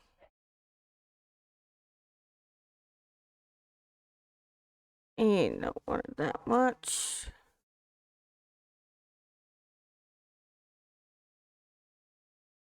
This is supposedly this is a BuzzFeed shit, so like yeah. Very, very, but right now it's supposed to be more of a comedic thing, I think.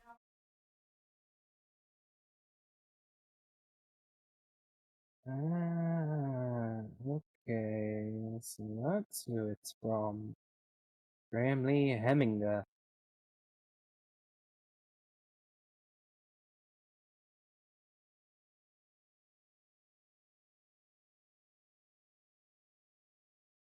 Gotta crop out all that.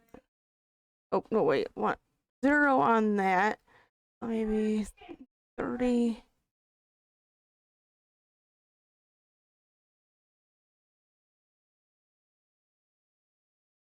Let's see.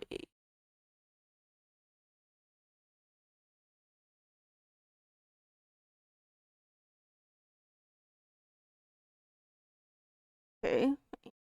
Then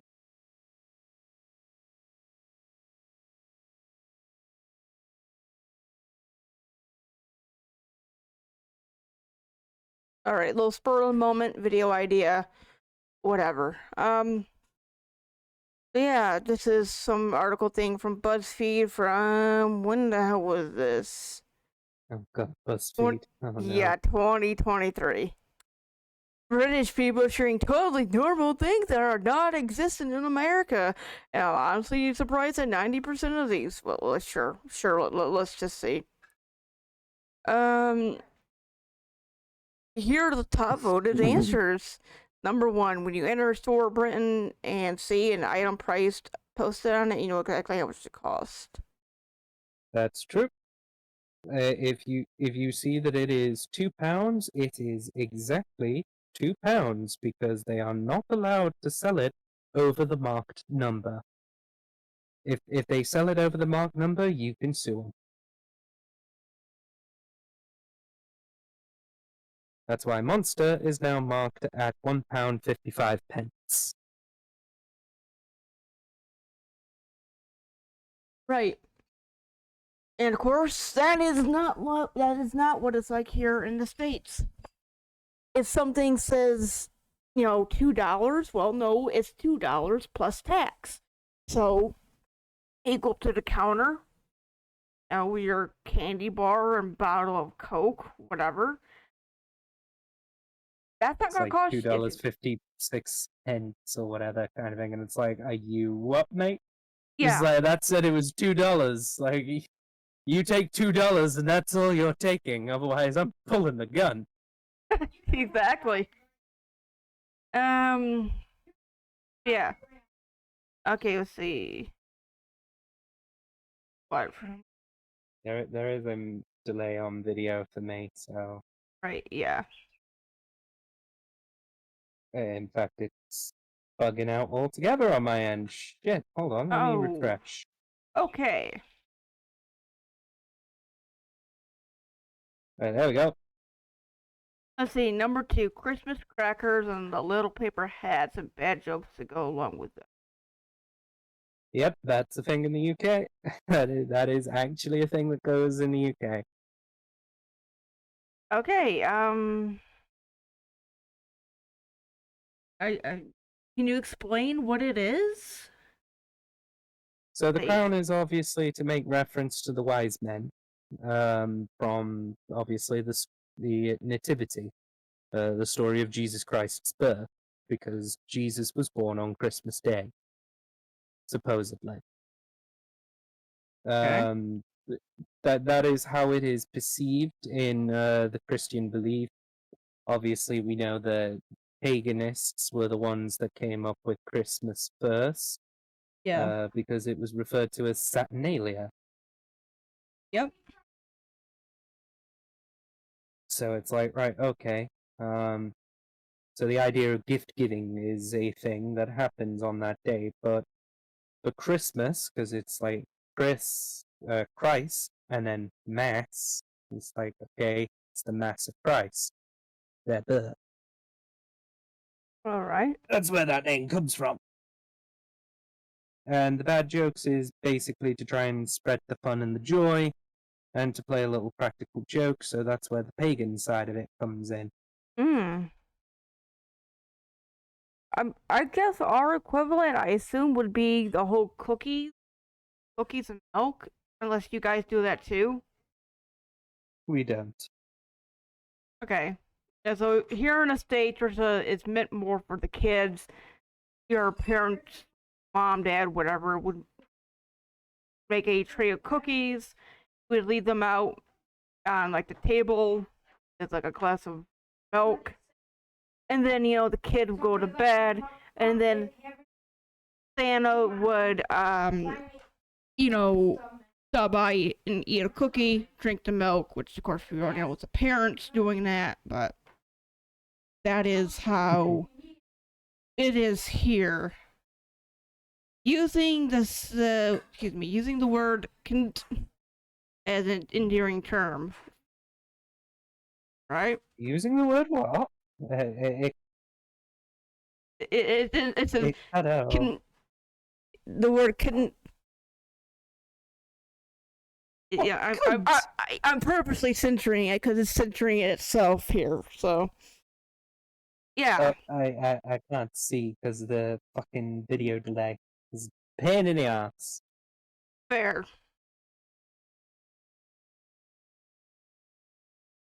It's like I can see your model. Ah, yes, yeah, it is cunt as an endearing term. Yes, that's more of an Australian thing these days now. It's not as used in the UK.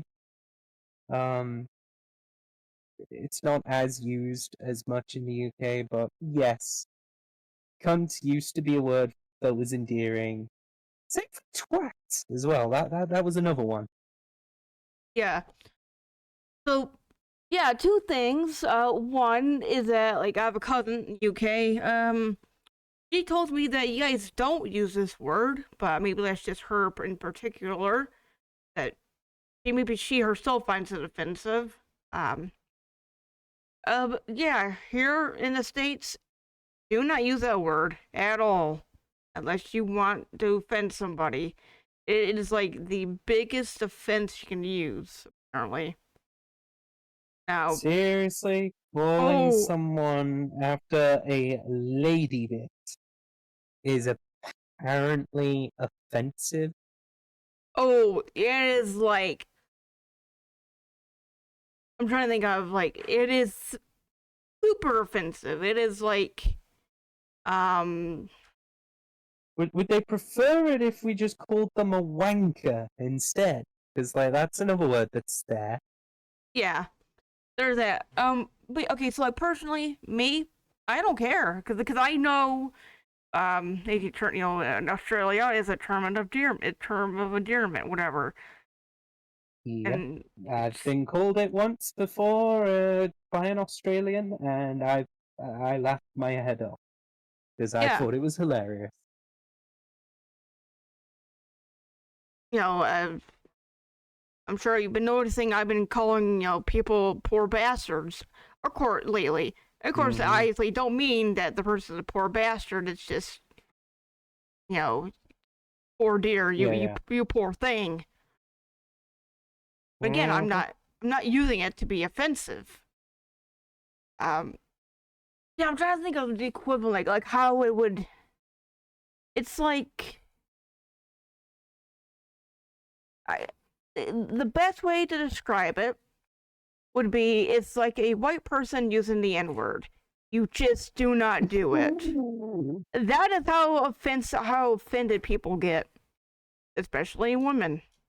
They cannot grasp the concept of it being a term of endearment.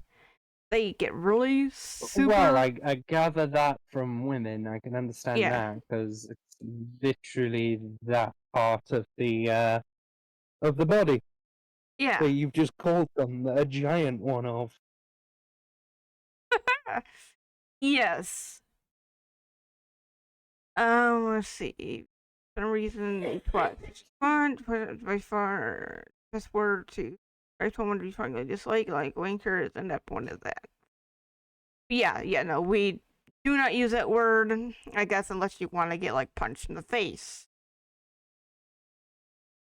I And like, mean, disowned. Okay, what the heck? your Yo, what the fuck, your Buzz? abusive other half kind of thing, like your abusive what was it, ex-uncle? Was it? Yeah, It's like yeah, that would be a perfect fitting to use that word yeah. because that's what he is, and if he dares fight me one day for it, it's like, all right, bro. I don't care of your age. I hope you got a good fist, and you better make sure you knock me down. And it better give me a goddamn shiner. Right. Let's see, number 4. Oh, wait till it loads up on your screen. Yeah, I see it. Okay, most salaried jobs in Britain give you 25 days of holiday, plus the extra 8 or more depending on royal shenanigans, bank holidays, 33 days off a year.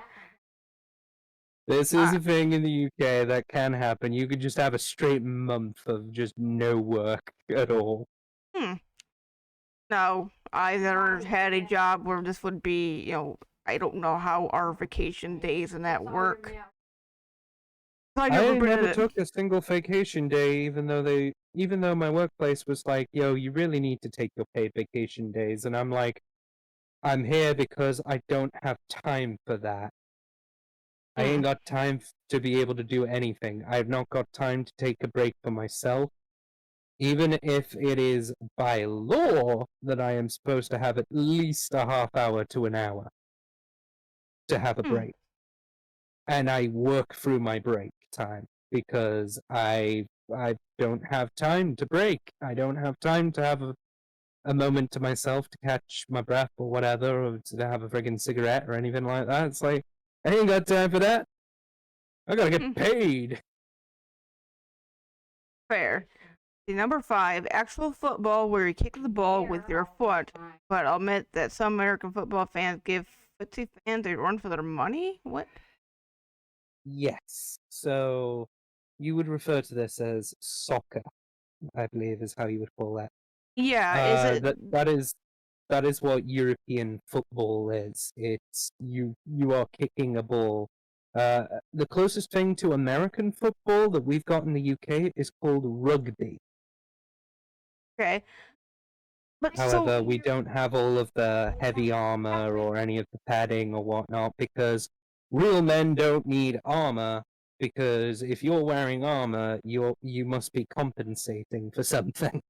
Hmm. Okay, so Actual football. Okay, so assuming they're talking about soccer, shouldn't this not be it? Because like, Hmm. yes, we call it different name, but it's the same sport, isn't it? Isn't it the same? It's the same This, sport. It's just referring to the fact that with European football, which is what they're saying is actual football. yeah. So you can tell the person who wrote this was British. Hmm. Um, they basically are saying, "Yo, if it was football, the thing that you would be doing is kicking the fucking ball, not carrying it around in your hands. Like the only person able to Fair. touch that ball with their hands is the goalkeeper." Hmm. Let's see. Black currant, a little black currant jam, and yogurt so much. So Blackcurrant, yeah, yeah. we have black currant now, like in candies and that. I don't know about You do as nowadays, but ages ago, for whatever reason, the US banned it in favor of grape as the flavor because something in the antioxidants was making it an invasive species to some of the plants and yeah. therefore was killing them off. Whereas, literally, the Brits were just like, an invasive species of bush. Okay, we'll just eat the plant. We'll eat the fruit. Like that'll calm it down. Like that eases it down. So the UK basically did the smart thing, which was eat the thing that is invading, and it becomes like essentially like it will integrate as a natural thing without being invasive because we chose to eat it. You guys chose to outright kill it and ban it outright so that you couldn't have it at all.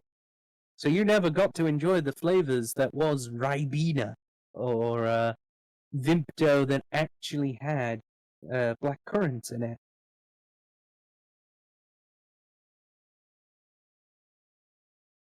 It's really nice, actually. It's quite tart. Hmm.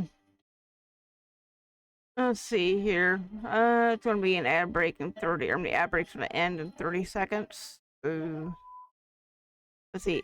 Inside Voices is so true. I was standing in the Murakami Japanese garden, Boca Raton, Florida, when one New Yorker standing next to me, another yelled, "Gee, Harry isn't tranquil," so yelling. Okay, so Yeah, that's this is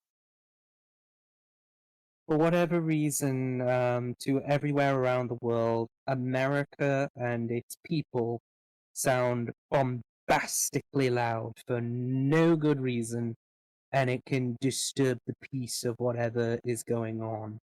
Like if you're in, as they say, like a Japanese garden kind of thing where it is very peaceful, it's very tranquil. If hmm, you're not whispering or something like that, or sort of above a whisper, so kind of where I'm at with my voice, where it's like, gee, isn't that quite tranquil kind of thing?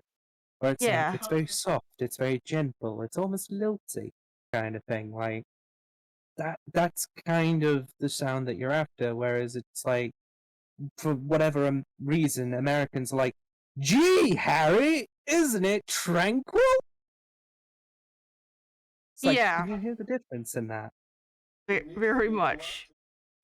But Um, it's like, yeah, like you're enjoying the Japanese garden and it is tranquil. It's like nice, peaceful. It's like you hear the cicadas like chirping away like nicely, kind of thing. Actual ones, not the arseholes.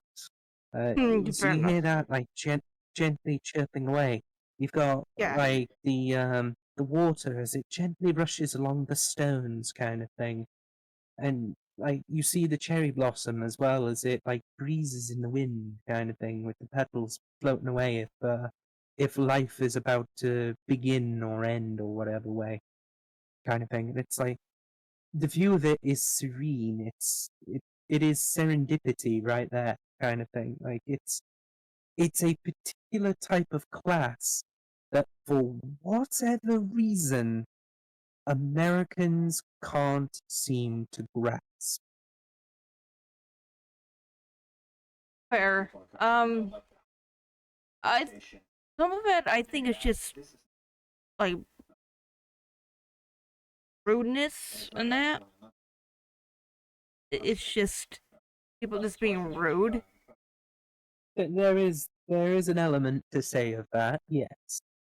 Because like as you mentioned, like I gotta say it, so there have been times when I'm in a gas station, and a lot of gas stations here in the States are owned by Arabs. When you hear two people from like the Middle East speak, they sound like they're angry and yelling at each other. Yeah, Whereas to them, they're just having a they're just normal. speaking naturally. Yeah, that's just normal. Um, Yeah, it's the same with Chinese. Like, you'll hear the different intonations of how they'll say something, and you'll listen to it and think, Jesus Christ, that sounds angry, kind of thing. And yet they're just having a normal conversation with no problem.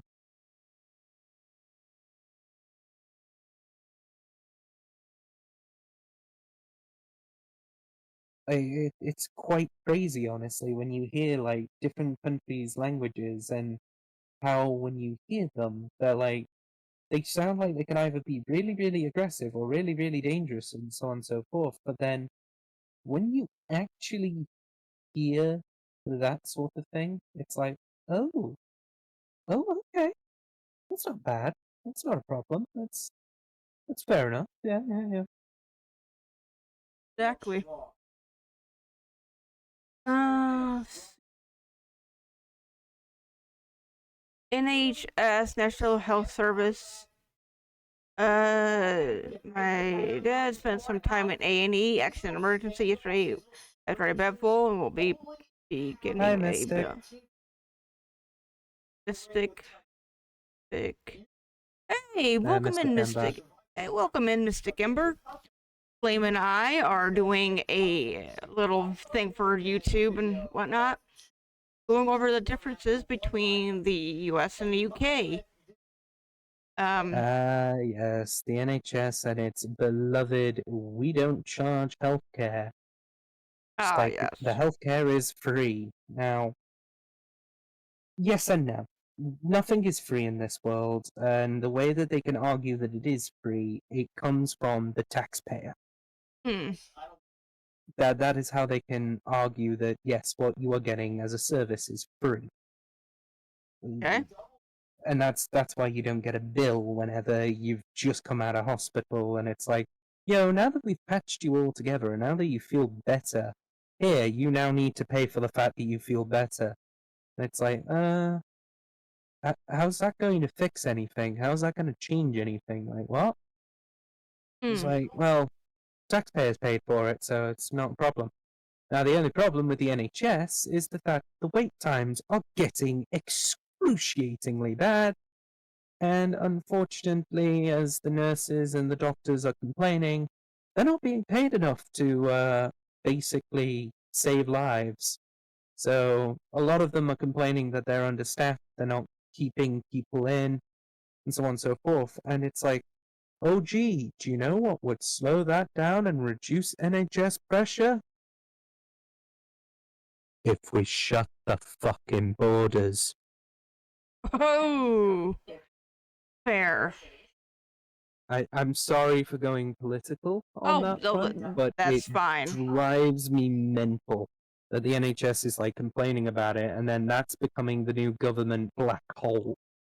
It's like, oh, the NHS is failing. Quick, shovel more money into it. It's already eaten billions of billions to the point where it's now in trillions of pounds. Like, this is disgusting. It should not work like that.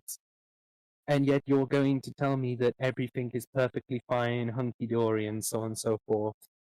As I watch that basically everyone is given free healthcare instead of the people who live here and need it.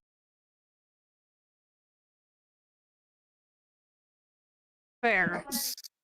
Number Okay. 9. Oh boy. Hold up. Um, Iron Brew? Iron brew. Iron Brew. It's gotten down to urn brew.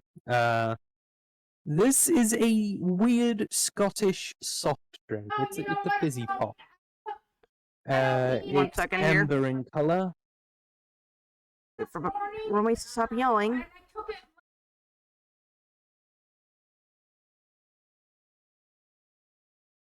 Okay, continue. So the wonderful thing about Iron Brew is the fact that it's an amber-colored substance. It's a fizzy pop. It's fairly cheap, and it's a coveted secret drink from Scotland. No fucker knows what the hell that thing is flavored to or whatever, but people can agree that whatever it bleeding well tastes of, it tastes bloody nice. So when you get a can of it, it's really, really great and it's wonderful. And they've also recently opened up the original recipe from like 1908 or something like that. They brought back that old flavor of it, so you can buy that on Amazon, which is wonderful. Or you could buy the original flavored one, which does have aspartame, unfortunately, because they've replaced all of the sugar with sweeteners, and a lot of those tend to be like either bad sweeteners or whatever. Ugh. Because the UK was like, yo, we need to tax the sugar because kids are having way too much sweetness. Yeah, it's so stupid. It's like, So- just swap the sugar type or change up the flavors in a certain way to fix it. It's like, no, we're just going to tax the companies from using sugar, and they've got to use these other things instead. I think it's like for every 5 grams of sugar is like an extra 50 pence that's added onto the drink for every 5 gram. So for every sugar cube, you have to add 50 pence onto a drink. So if you put, say, I don't know, 4 sugar cubes into a fizzy drink, and say it already came with like whatever kind of thing, like it already came with like other sweeteners and whatnot to try and drive the price down, and you were going to sell the drink at, I don't know, like £1, let's say. Well, because of those sugar cubes that you've just added into the drink, you've now got to upcharge that by the 50 pence per however many lumps went in. And we said there was 4, so now instead of a drink being £1, it is now £3. That sounds like a scam to me, but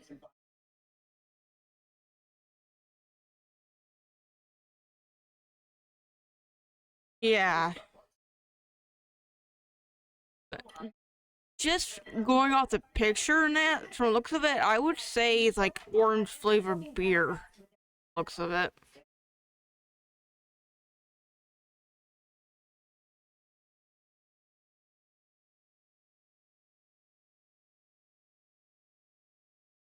Are you still there, Flame?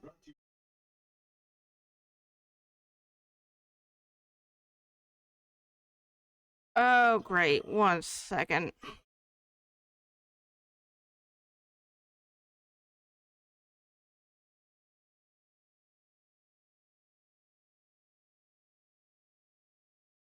Are you there, Flame?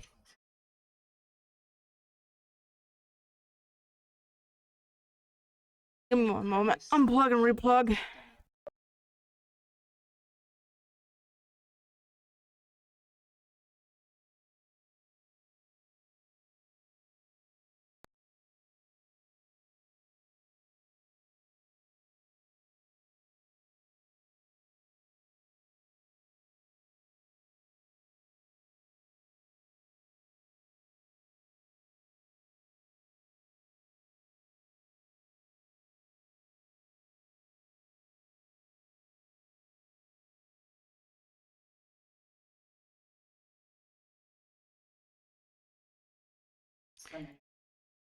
He's also checks.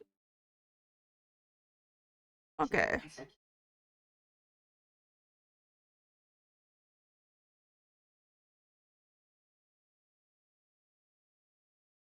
Oh, wonderful. No, I guess Flame's internet dropped out.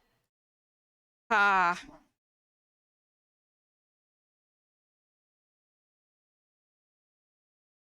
Right. We're gonna go on a bit. Oh, wait. Right, I hope I'm back. My internet dropped out for a moment. Sorry about that. So good, I figured as much. Excuse me. I did try to say something about that, but it wouldn't let me. Ah, fair. So yeah, I don't know if you heard me, but I said that just going off the looks of the can, I would assume that this was like orange flavored beer. It does not have any alcoholic content, and I really don't know what the hell flavor it is. To me, I taste bubblegum, but that's me. Hmm. Uh, some my family have tried it a couple times, and they've said, "Oh, it tastes like something else entirely." So it really depends on your taste buds whether or not it is actually what you say that it is, or what it is of anything else. Like Snoop Dogg had tried it, and he said it was imitation orange soda. So that should to give you an idea of just how whatever it is kind of thing. Hmm. Like, Okay, number 10, pubs. And a lot of them. I once saw a documentary about a U.S. aircraft carrier meeting up with the new British aircraft carrier and U.S. Navy. They are not allowed to drink on shipment while British aircraft have a pub and look at American sailors' faces. yes, unfortunately, the pub is a dying breed these days. Most people are home drinking or they're going to cocktail bars. But Oof. the good old fashioned pub, there are still some places you can go to where that is still a thing. So, what is a pub exactly? It translates to, well, it's shorthand for public house. Okay.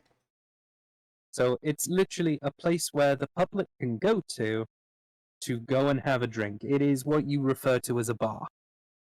Yeah, so then we do have, like, from the sounds of it, we do have pubs here in the States. We just call them bars.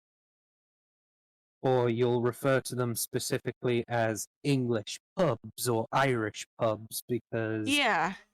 to say that they are not pubs kind of thing, like for whatever reason, like I don't know why you guys market it as like, oh, it's a British invention, so we have to say it's an English pub or it's a Welsh pub or a Scottish pub or an Irish pub. It's like Mm. a pub's a pub's a pub's a pub kind of thing. Like just to have a friggin' drink, mate. Like that's all I'm asking. I'm just asking for a good fucking pint. Make sure it's got a head on it. Right. Yeah, I'm trying to think, like, how is this any different? I mean, like it's a place you go to drink, you socialize. Like, Yeah, okay, literally. that's literally what a bar is. It's the same fucking thing.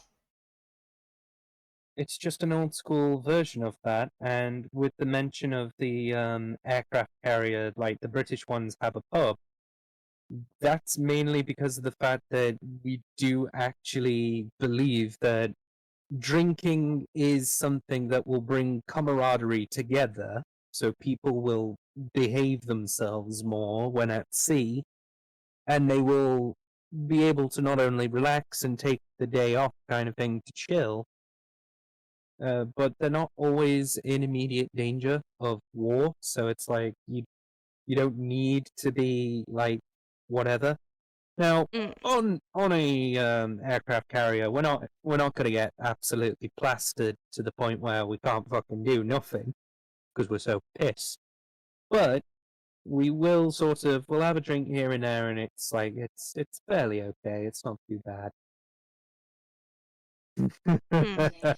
Yeah, whereas in the States here, it'd probably be the opposite, where it's like one beer turns into 20, and then next thing you know, you're fucking black out, and Trying Yeah, to. whereas the UK, we can do exactly the same damn thing, except we're doing it with stronger shit, and it's like, haha, it's not that bad, mate. What are you on about? Yep. Okay, number 11, prawn cocktail crisps. Funny you mentioned that, because actually today, during our stream, I was actually eating a packet of this. Interesting. The Walkers, So this looks like a lot like the Lay's logo. that's because they are the same thing. It's just Fair. the UK decided we were going to call them walkers. Don't particularly know why, but that's what we did. Um, yeah, I've never seen these. If we do have these, they would be like at a import shop or something. So the reference of the cocktail, that is a ketchup and mayonnaise sauce, basically, or ketchup and horseradish for you in the US. mm, So that's more of a sort of, it's very vinegary. It's got very sort of almost a clagginess kind of thing, but it's not too bad. You mostly taste sort of like the sharpness from the ketchup. Like there's a slight sweetness from the ketchup, but it's nothing. It's nothing overpowering. It's not strong kind of thing. fair.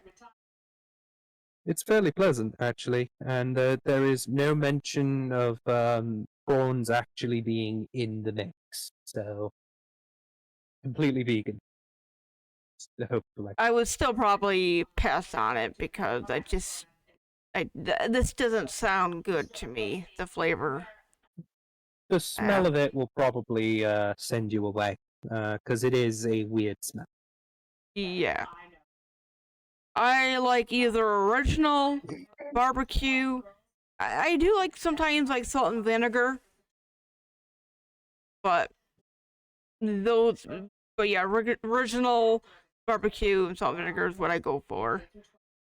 Growing up, I did do what was it like sour cream and cheddar? I think, Oh yeah. or was sour cream or no, with sour cream or sour cream and onion. One of that. I mean, that still sounds delicious. I'm trying to think what it was. There was sour cream and onion. I know, I believe, and then there's like one. It's like yeah, I think it was sour cream and cheddar. It was like a Lay's or Ruffles brand. Hmm. Um, one moment. Yeah. The roommate's yelling again.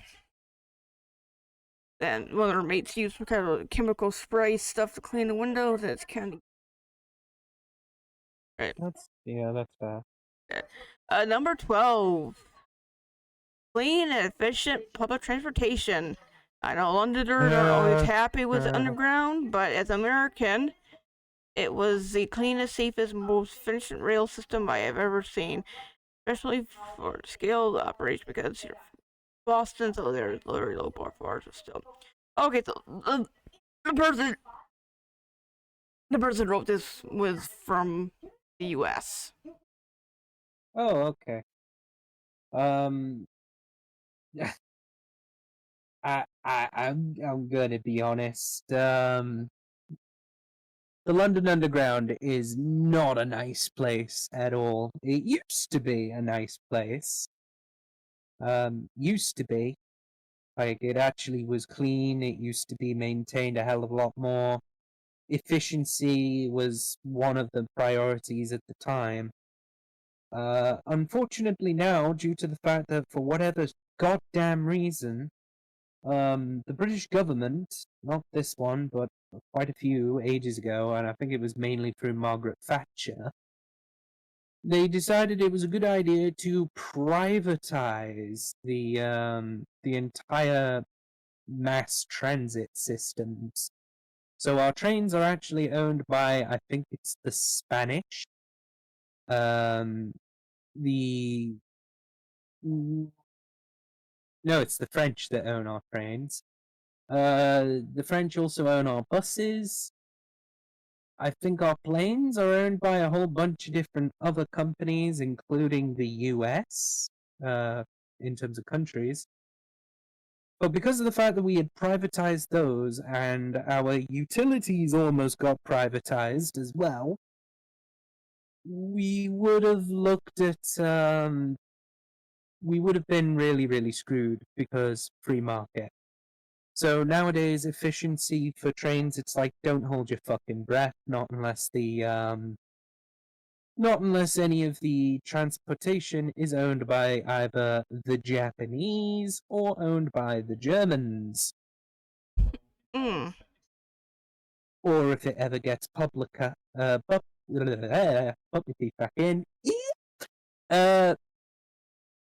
publicized, or basically deprivatized so that it is now owned by the government for the British people.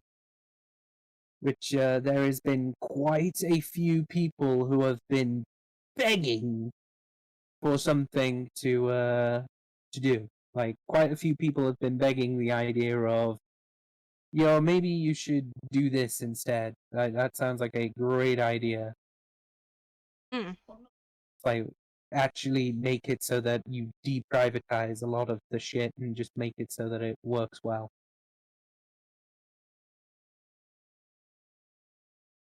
All right. Yeah, I don't really hear, like, we have like public transportation. Whether or not it's clean and efficient, I don't know. But this is mainly like a thing in like big cities like New York, California, where they have like taxis. Yeah. Most places, most people have a car. If you do need transportation, you just take a bus. It's not. Or the Yeah. couple places that have cable cars or whatever. Yeah, matter of fact, like I don't know of any places that have a cable car around here. Like there's none. Around They here, probably were very old school these days, so they probably got rid of them because of oh, they were not efficient. And why would you have like a rail in the middle of the roads where more cars could fit in that road? hmm. Wait, It's like path. it's so that people can get point A to point B safely and quickly with little to no delay. That's why. Right. Number 13. Path and sidewalks everywhere. I don't understand living in a place where you can't walk down the streets. Shops. Okay. The UK has a whole bunch of different signs to let you know of different things. And there are a lot of side streets you can walk down, but I don't recommend it because for some of them, especially when you go through the back routes where I tend to be, because I'm literally in the farmlands, if you do that, chances are a car, if they're not paying attention and are flying down those things like it's a fucking rally event, you might get mowed down. Hmm. And you could be walking your fucking dog and they decide to rock up at like 50, 60 miles an hour kind of thing, like down those friggin' lanes. And Right. they're narrow, they're tight, they're windy, and for the most part, as I say, no one's really paying attention. You get tunnel vision down those lanes. Hmm.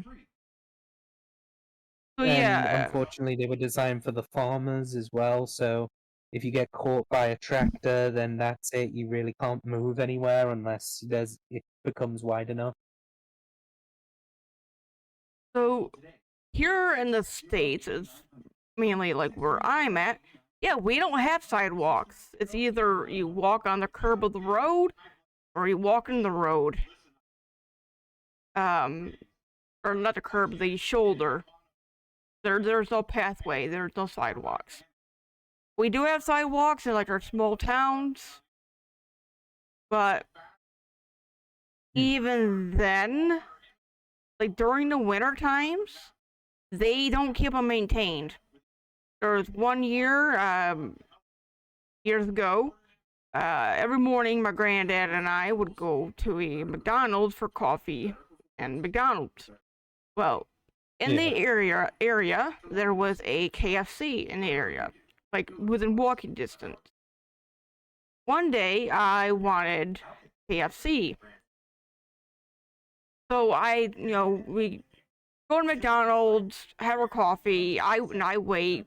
I didn't want to fill up on McDonald's, whatever. It was the middle of winter, like 3 feet of snow, so like a meter, I guess, of snow, whatever, up to your knees type. Mm. I went to go walk, and the sidewalk was covered in snow.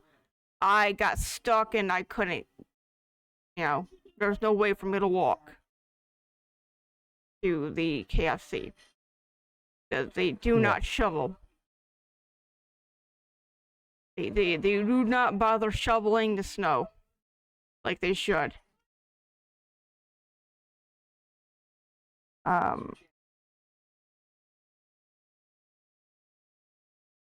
Eh,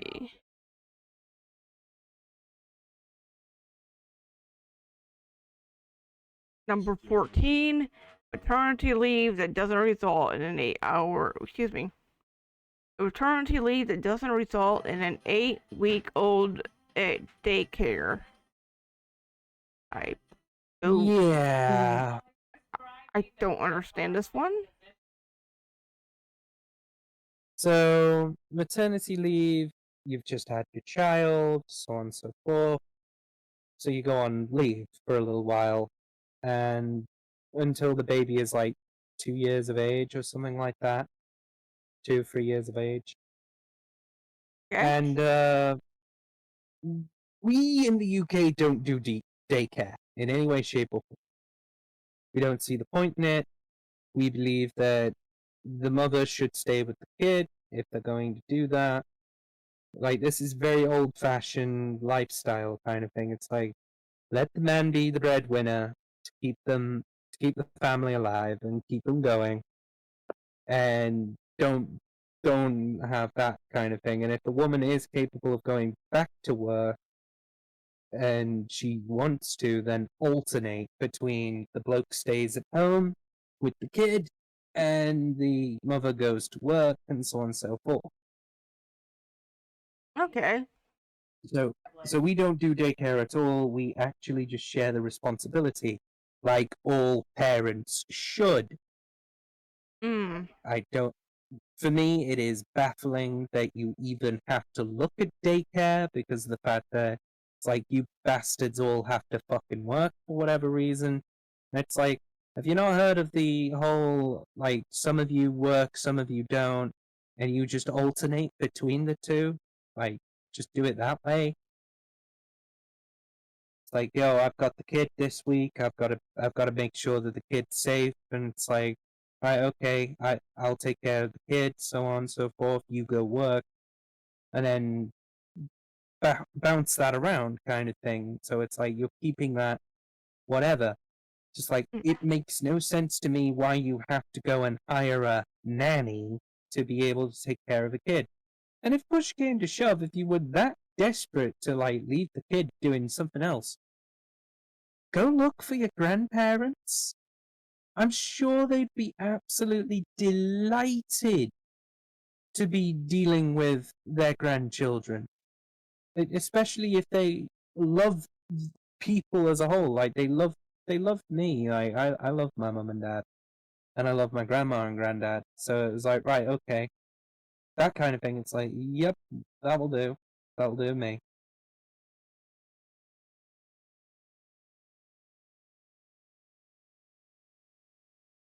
Fair. I think what it is I can be wrong on this, but it's like, you mentioned how apparently in the UK the parents take turns. 1 week the mother works, the other week the father works, back and forth.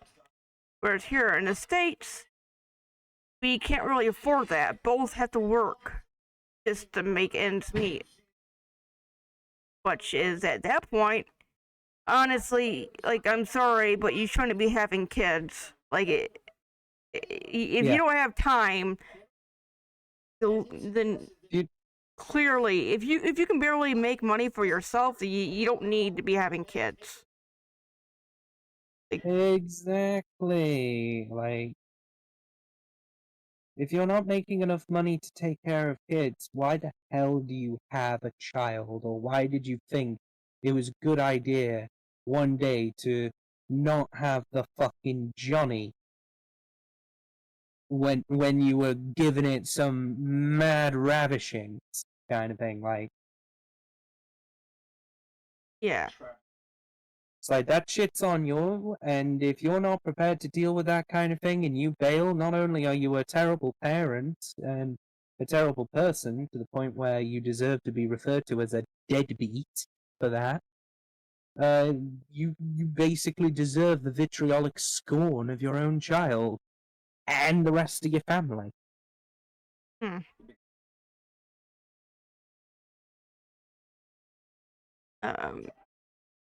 The Also, number it's cheaper as well when you don't do daycare, so it's like, fair. why would you? And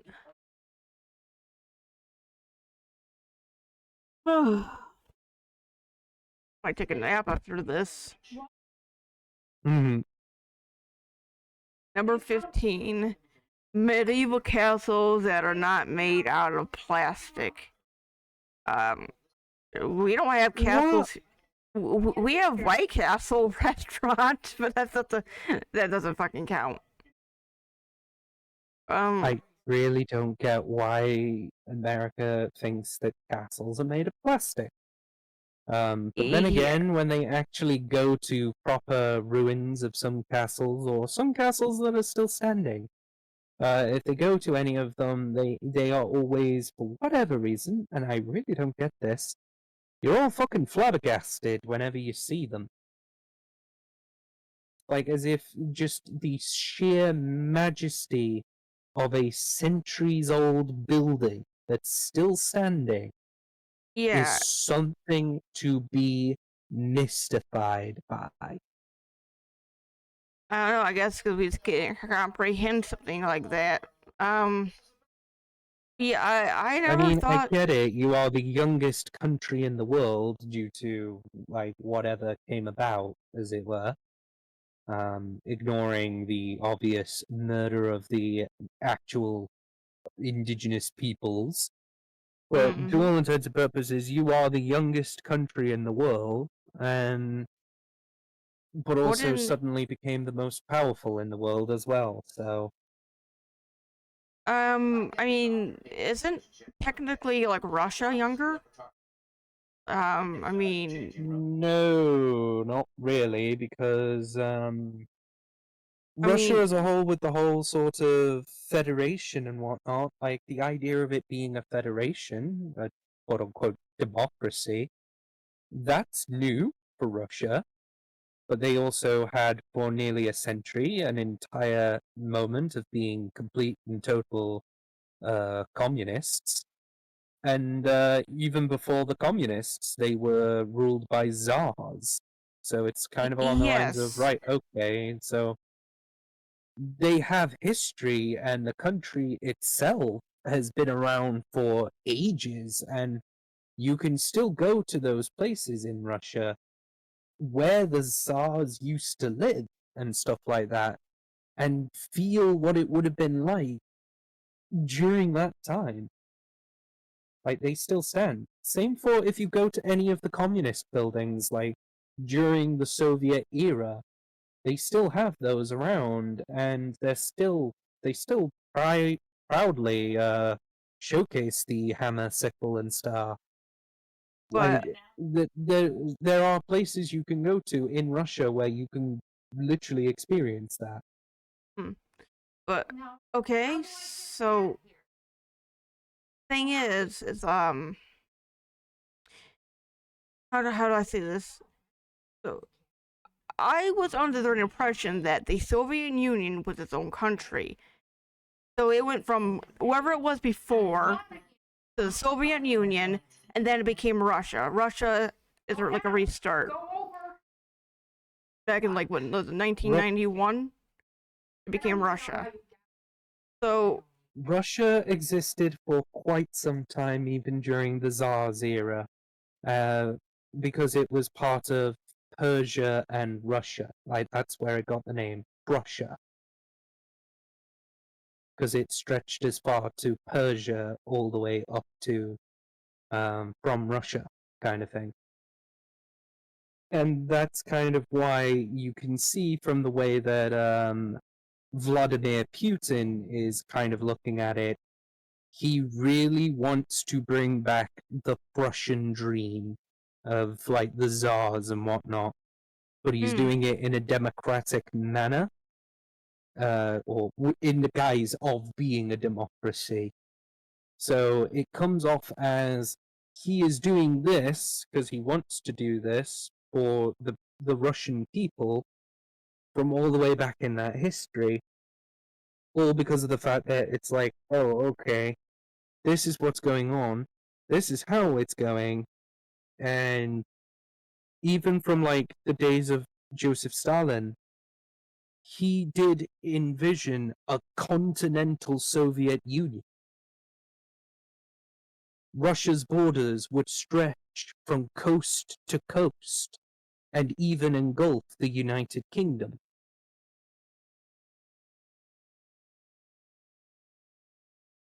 So it's not a complete and total fallacy. Russia did exist years beforehand. Obviously, we know that America was discovered before Christopher Columbus, thanks to the Vikings, which is why you have Newfoundland, because it was named after the vineyards that they found or were going to grow there, because the soil was perfect for it. Which is why if you actually find any wine or something like that and it mentions it's from Newfoundland, it's actually pretty decent.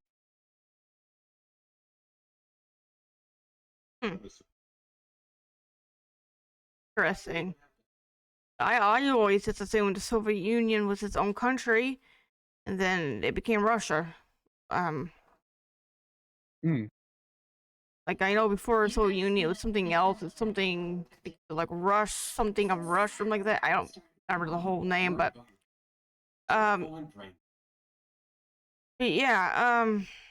Anyways, but I would have assumed that the castles would have been made out of things like stone. I They are, never, yes. yeah, I'd never heard of the castle being made out of plastic. Where the fuck they're getting It's that probably from? because of the. I'm going to guess it's mainly because of the fact that most Americans have built castles, kind of thing, in their image, based off of what they think from things like Lego and whatnot. Maybe. So Never. it's like they've seen models from Lego and stuff like that and have built the castle to look like that, but they are not anything super whoop-de-doop or exciting kind of thing. Like it's kind of weird. As a Sparky, aka electrician, I'm proud to say we have a Type G plug. According to me, it's the best standardized plug in the world. British wiring standard general boiling water microwave. You heathen. But I don't understand this. Like, what does that have to do with boiling water in a microwave? In fact, who is boiling water in a microwave? Nobody does that. Want to boil water? Those people who don't use hobs for whatever You reason, and yes, they are heathens for nuking water just to heat it. Yeah, no, you want hot water, you put it in a pot and you put it on the stove top. That is And yes, the British wiring and the British plug. In terms of the actual shape of it, like with the way it is, like they've rounded off the peg so that it won't be as nasty a caltrop if you stand on it. It will still fucking hurt if you do stand on it. Trust me, I've done that too many times. But it is also one of the safest plug types in the world. Seriously, you try and jam a fork in a plug socket in the UK, you're not going to get shot because it requires the earth to be mounted in properly for it to do anything. Want to go test that? I have. I have actually done it. It's you can't actually do it. Like you can't put a fork into the sockets to try and get yourself electrocuted. It just doesn't work. Proof it didn't happen. No. Yeah. And luckily the voltage is, well, the wattage is like 230 watts. The amplitude on that is quite gentle, so if anything, it's only mildly going to bite you. It's not going to outright incapacitate you or straight up murder you if you take too much of it for a second.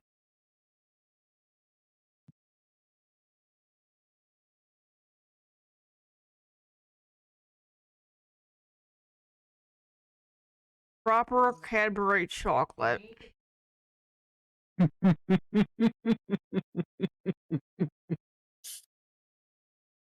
So this comes from the fact that for whatever reason, the rest of the world, whenever they eat a Hershey's chocolate bar, all they can taste is a rancidity kind of thing. Like they think that it's gone off. Even if it's like a perfectly fine, perfectly normal chocolate bar, the rest of the world tastes, for whatever reason, some like weird off taste that basically tastes like puke. Hmm. I'm It's not something sure. about the additives in the chocolate to make it so it won't melt as easily. That's what's doing it. Whereas Cadbury chocolate, especially Cadbury Dairy Milk, I'm not exactly fussed on Cadbury's chocolate compared to like other chocolate types. Like my favorite chocolate bar is actually Galaxy, even though that shit is marketed for women.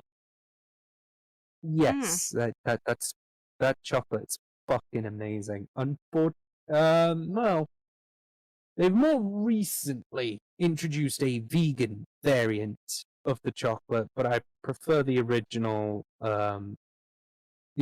silky smooth chocolate that it is.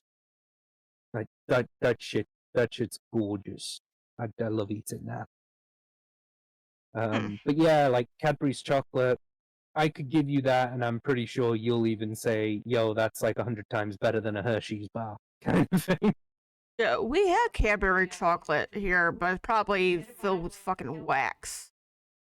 That's what our Hershey's is. Uh, We it have her. shouldn't be loaded with wax if it's a Cadbury bar and it's a proper Cadbury bar.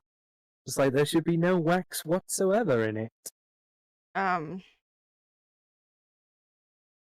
Matter of fact, we And have. It's an old commercial.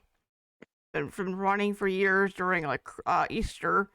The Cadbury Bunny, and it'll show like it starts out, I believe, like with a cat dressed as the Easter Bunny, making like chicken sounds. I oh think yeah. it's an old classic ad. Yeah, we have a Cadbury eggs.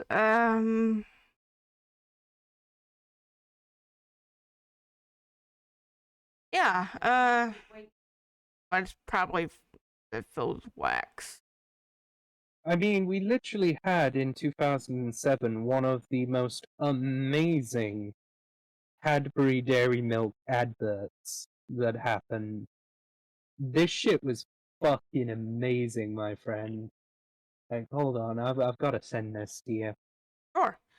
You're also a fan of you're also a fan of Phil Collins, so you're going to appreciate that advert.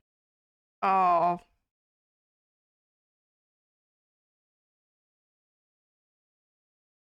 It is one of the best adverts that Cadbury had released in the UK. Hmm.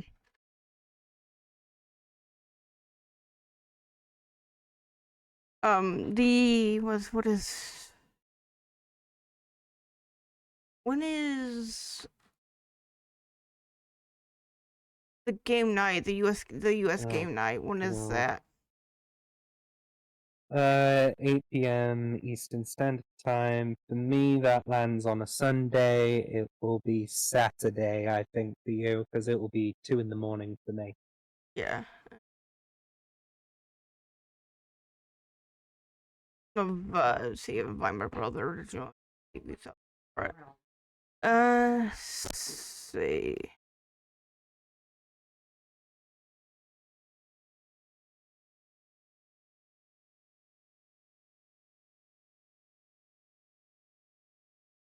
Saturday. I'm gonna be honest, you can really tell, yeah, with the fact that now they've mentioned that they're from Boston. It's like, I'm sorry, if you're saying that 8 out of 10 cats, countdown, would I lie to you? Taskmaster and Big Fat Quiz of the Day is your favorite comedy panels? You've got a fucking problem, mate. I don't want to. Because What the they're fuck is? shit. I have no idea what any of that is. Countdown was originally it was a TV show that was meant to teach you like the English lexicon kind of thing, and you had to do it within 30 seconds on the clock kind of thing. Same for things like mental arithmetic and stuff like that as well. And you had to do that all within, as it says, 30 seconds. That's the point of the countdown. So it was very stringent timing, but you had to do all of these sort of things, and it would be crazy words, right? Like where you would need like a couple vowels, a couple consonants, and then you're able to make words out of it. And you wouldn't even know like what the words were or what letters they would make to make those words. So you had to basically play a game of Boggle with those words. Like you find what letters you've got and then go, right, okay, I can make something with that.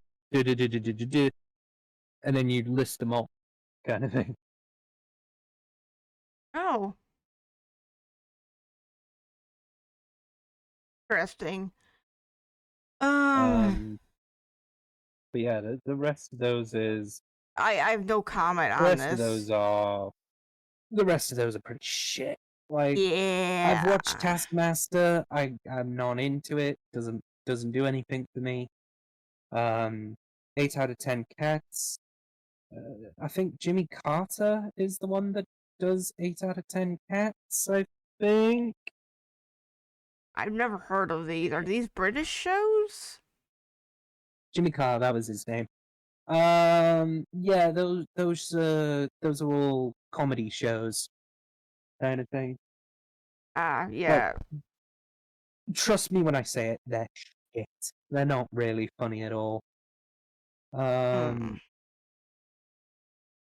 of them are really all that good. And apparently American comedians are just too competitive to do it properly because they get comedians to do all of these usually, and they're all taking the piss out of each other.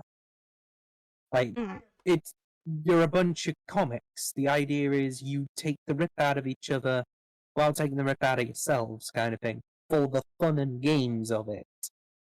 Like, there's no point trying to argue who's whatever kind of thing. It's like you know that moment where Chris Rock absolutely tore the shit out of what was his name, Will Smith, to the point where Will Smith clipped him in the face for disrespecting his wife, I think it was. Oh, right. Yeah, the whole eat my wife's name out of your mouth shit thing. Yeah. He's a fucking comedian. His job is to take the piss out of everything. You actually have just given him more ammunition to not only go after your wife, but to now go after you, you stupid mong. Like, Fair. I don't really know how best to put that. Like, you are an idiot. you have just literally painted a target on your back for every motherfucker to do it to you, like Dave Chappelle and like a few other major ones, like especially British comics. Like we will just literally, we'll take their names and be like, yeah, these guys are idiots. Here's the next stupid thing they did, kind of thing. And then we'll make a comment about it, literally as if to antagonize you, to literally make you strike back because it's more funny because you reacted to it.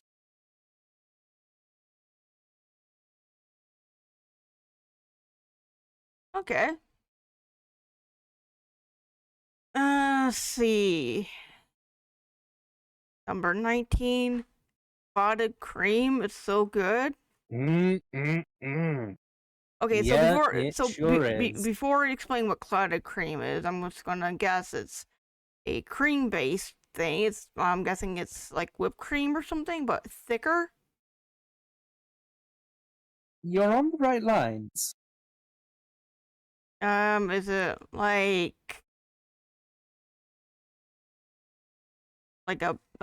a spread? Pretty much. It's basically clarified butter that's just made slightly sweeter into, as you say, like a cream. It's basically buttercream. Hmm. Um, the clotted side of things is because of the way that it's mixed together and it's aerated.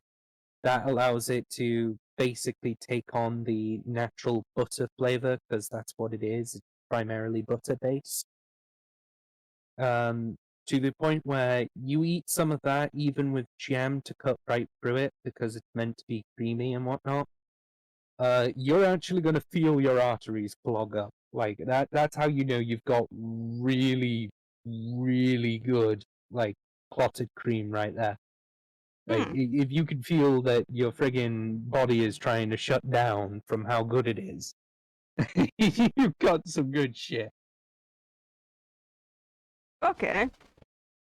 Number 20, Philomena Conk. What the fuck is this? Diane Morgan. So basically, a English actress, comedian, and writer who is known for portraying a character, um, basically from Charlie Brooker's Weekly Wife. So I have no okay. idea who the hell this bint is, but Wow. I'm just gonna be honest. Oh God, she's from Manchester. She's a fucking Mancunian.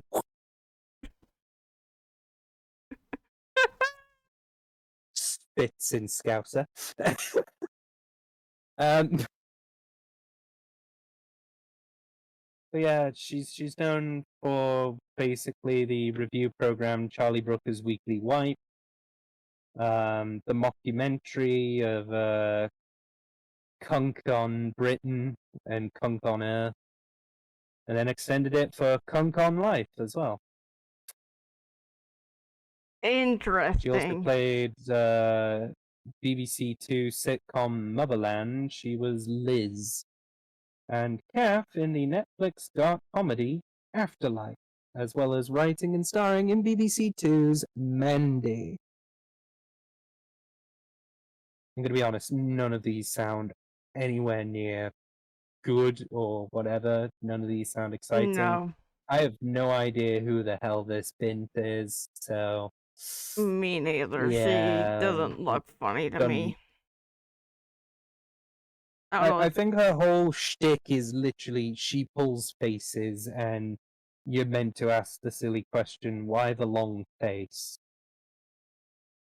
Mm, So she's meant to be like a slapstick comedian kind of thing, but so like a new Mr. style Bean. slapstick. Yeah, but she's new age Ah, slapstick, whereas Rowan Atkinson is old school. Like, Rowan Atkinson is actually fucking funny. He's a comedian.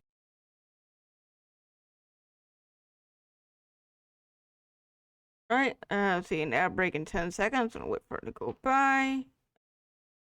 Banner. I was gonna say, what happened to the banner? It keeps disappearing. I think because we lost the internet, the thing glitched. Ah, I might have to actually exit out. Here, let me close down, mix it up. Please wait while it saves. Yours okay. And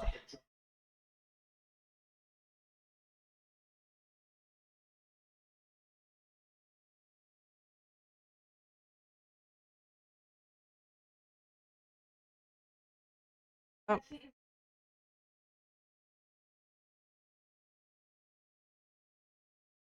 Loading. Rush. Okay, and finally, Tesco. Yeah, okay. You guys have Tesco. We have Costco. And yep. we have Costco and Sam's Club. Tesco. Every little helps. That is Yeah. literally the slogan of Tesco. It was supposed to be the supermarket that was kind of meant for the working class. However, they had a really, really nasty controversy due to the fact that they tried to sell horse meat as beef. Ooh. From that day forth, my dad declared that we are never buying any meat from Tesco ever again if we can avoid it. Mm. So, because of that, it was like, right, okay, it's like, I'm sure the British people would have been fine eating horse if we knew that was what we were eating. So it was like a massive scandal at the time. And this was also during the time when, obviously, it was the 90s, it was mad cow disease era. So I think it was done to not only save us so that we didn't eat beef during that time, which is, I mean, that's fair enough. That's the noble side of it. But yeah, they really should have gone about it in a far better way than they did. Yeah, it probably would have been better if they just were straight about it and say, hey, this is horse meat. Now, Because, the UK, we don't stop the selling of horse. Like I think you can actually buy horse products like horse glue. Yes, glue that is made from horse. You could also get your hands on other things from the horse as well. And I believe milk is one of them that you can actually get from a horse, just like how Mongolia does this. hmm. Hi, Pix. Okay, ad break should be over now. Welcome in, Pixels. Lovely to have you. Let me see. Now it's your turn. What's something normal in Britain that Americans don't experience? Comment below. I do know.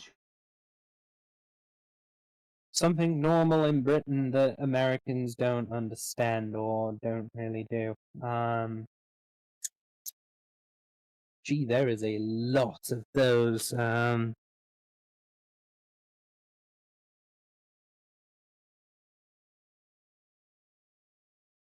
Because there are a lot of things that's like we find normal in the UK.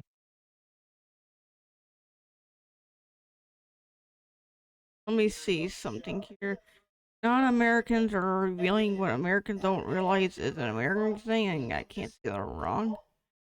Like that's one thing that's different. So in the UK, it is normal for many households to have separate hot and cold water taps. Oh, yeah. Yeah, I've heard of Like this. that's a normal thing. Um, the UK also has as a normal thing is checks. We use checks quite a lot at the time. Um, you mean checks? Like for money or? Yeah, money.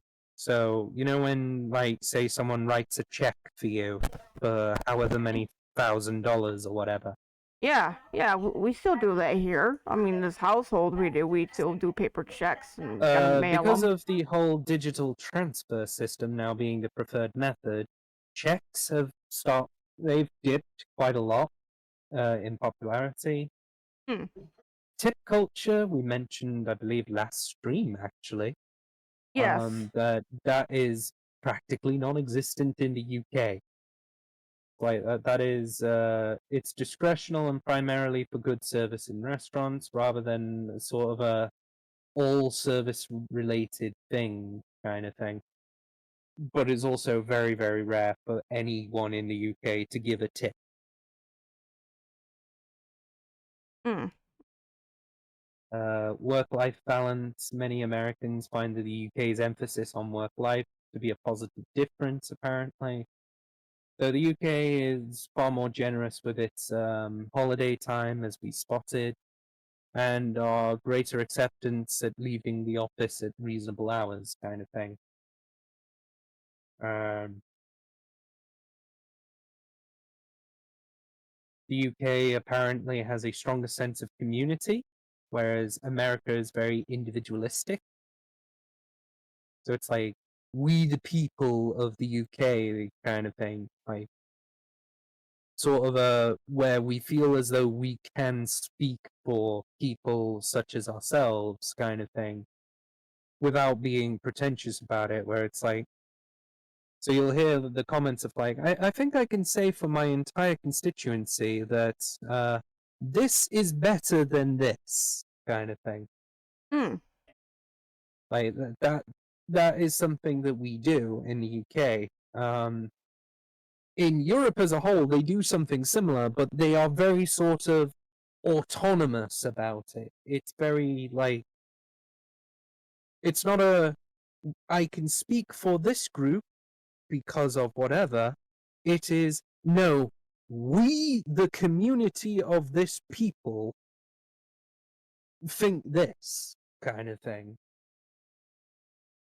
Like this was sort of a comment that I made with Germans mainly, where they would always use the terminology of like, "No, we Germans think like this," and Hmm. it's like, well, that's weird. Like that's not right. Fair. I guess we'll do one more thing here.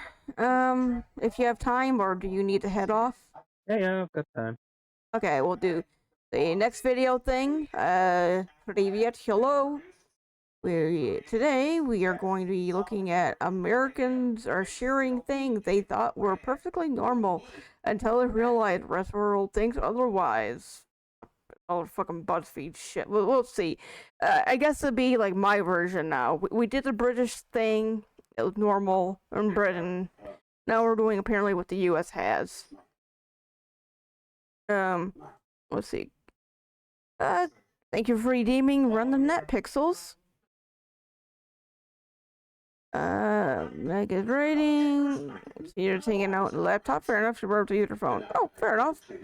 Yeah, I'm glad to have you. All Okay. right, well, let's hear what kind of cobblers Americans find normal, that most of us are going to probably be boggled. Okay, number one, apparently the amount of sugar that's in our food. Like all our food contains sugars in some capacity.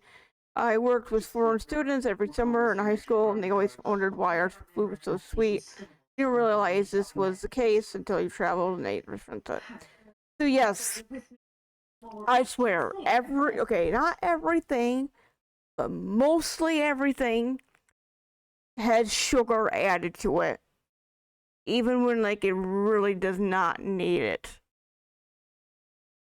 And The fact that you have to specifically go and buy a certain type of bread because all of your bread tastes like pudding is yes, something that should cause you concern. yeah. And so here's the thing: is that You know, most of our stuff, yes, has sugar in it. But even then, our quote-unquote sugar-free stuff has artificial sugar in it, like the aspartame or whatever how you said it. Yeah, so you have to go for like artisanal kind of shit if you want to actually have like proper things, or just learn to bake yourself Yeah, so you can control the sugar. yes. There is sugar and milk in like everything. Like even like certain like my I mean, milk I don't mind. fair enough, but like you know, obviously following a certain diet, whatever. Yeah, or I have allergies. Whoa, what's up? Sugar! Oh my god! And Matt, What? what? No. Who is this donkey? Who is this donkey that puts freaking sugar in their mashed potato? No. Who? Why? It's bad enough that Americans turn it into a freaking cream. Like, it's bad enough that mashed potato turns into a freaking whipping cream. Never It's- mind the fact that it's got fucking sugar in it, like it's going to taste like a fucking cake. I who the I'm with you, Flame. Who is doing this? Oh, And are God. mashed potatoes supposed to be like that? I mean, like aren't they supposed They're to be not like meant to be whippy, no. no? I'm like hold on, hold on, hold on. I mean, like a bit lumpy or whatever. Isn't that what they're supposed to be? I don't. What are they like in the UK? What are they? You get like proper rustic mashed potatoes kind of thing. Like it's meant to actually have like chunk of potato in it, not look like a weird sloppy cream kind of thing. Like Yeah. for whatever So reason, like most mashed potatoes I see from like other people, they're like, "Oh, we're adding shitloads of butter and then we're adding a shitload of milk into it," kind of thing, and it becomes like this sort of weird whipped cream kind of thing with a hint of potato in it. It's like, motherfucker, just give me a proper potato. Like, literally, you just take a potato, you beat fuck out of it. There you yeah. go. That's all you needed to do. You didn't need Yes. to bugger about with it. So um. So like here in the States, like KFC, that is how the KFC mashed potatoes are like. It is like a fucking soft, whatever, how you just described it. Whereas here, growing up in the house, our mashed potatoes were like thicker. They would have clumps, whatever. They weren't like it's like a soft. I can't think of the words, but like I'm sure I have posted a picture one day. I can't recall. Fucking where was it? Yeah. Like on the friggin' 1st of June, if you look in the food channel of the Netrunners, under the peas, that's what mash should look like. It should look fluffy. let me It should see not look like some weird whipped cream. where I'm not seeing it. Food Go scroll Netrunner. up all the way to the 1st of June in the food channel, where you Why? mentioned like that's a well-deserved meal, and I said Feast of Kings. That Oh, that in there. There are mashed potatoes somewhere in that. yeah, it's under the marrowfat peas. The It's by where the peas. meat is. Okay, I see it. Yes, so that is how our potatoes are here at home. That is how mash is supposed to be. Whoever Yes. the fuck is like doing mash where it looks more like fucking hummus paste, which is like how I That's tend KFC. to see most fucking people do it. Like, look at this shit. I'm about to DM you what apparently is mashed potatoes, according Yeah. to Okay. like fucking delish.com. Like, what the Okay. fuck is that? That's fucking whipped potato, mate. That's not even bloody. That's not mashed. That's whipped. Okay. Yeah. So this is like KFC. That's KFC like. But that's just grim. That's just disgusting. Like, Now, I don't want my friggin' mash to be wispy. I want it to be chunky. yes. I want it to be chunky, not funky. That's what I want. Fair. Now, you mentioned about adding butter in that. Okay. So growing Hi, up, Rebellion. I used Sorry. to know someone who blended it. Oh, Who? Who? Huh? oh, hold up. Why? Why would you blend it? Ugh. Who hurt them? Okay, so as I was going to say, growing up, homemade mashed potatoes here. My grandmother did add sour cream to it, like a little scoop of sour cream, and it is actually pretty good. Mashed potatoes with sour cream is pretty good. It's like it gives like a bit of like a sour taste, but yeah, we Yes, I'm calling Louis out on that front.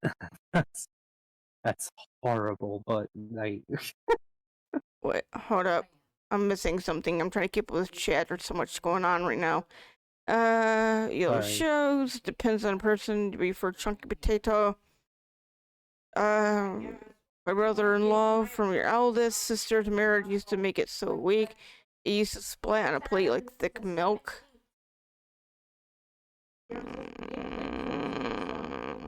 No.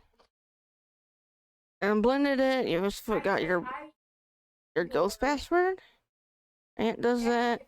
1 second here.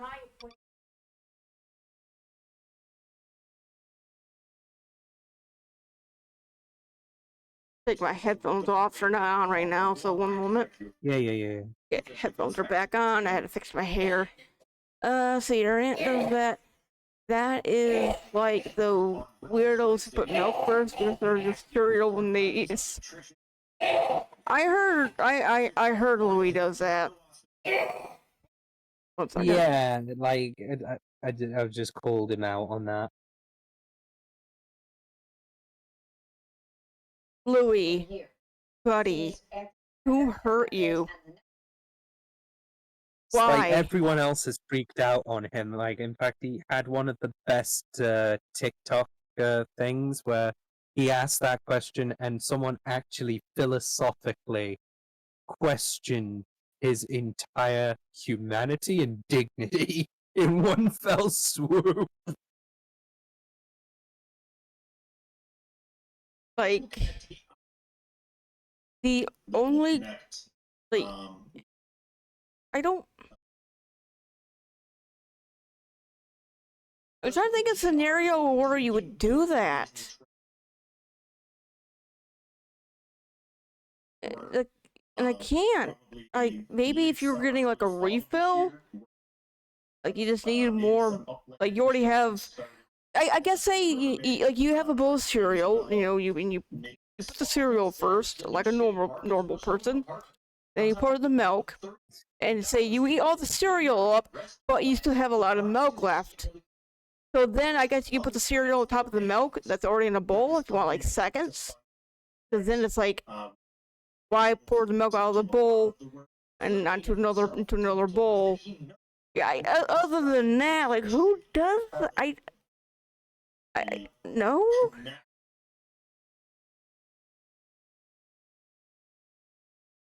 It's more annoying to make. How is it more annoying to literally make a drink using oat milk? One second, Like, let the me only catch difference is the milk. Like, Oh, what? let me catch Oh. up on this. You put cereal. Who? Hold up. Who? There goes. Who puts cereal in the microwave? I'm lost. Who puts? I mean, I can see people doing it with the whole like putting a jug of milk into the microwave to warm it up because some people will have like Cocoa Pops or something like that. And one of the advertisements that we had in the UK was, have you tried eating it with hot milk? Because it was during winter. So it was like, this sounds like a great idea to keep you warm, and the chocolate would melt into hot chocolate, which will taste even better. Therefore, kind of thing. So it's warming your stomach, it's allowing you to enjoy the chocolate even more, so on and so forth. It's like, oh god. So on I that side, I can understand like why you would put like a jug of milk. Like if you decanter some milk into a jug to then put in the like microwave to warm up, kind of thing. But like, and this is something that has been coming about in the UK as well, like putting cereal, well, putting milk that's hot into cereal to try and keep warm. I suppose that is one thing that is, again, an odd craze.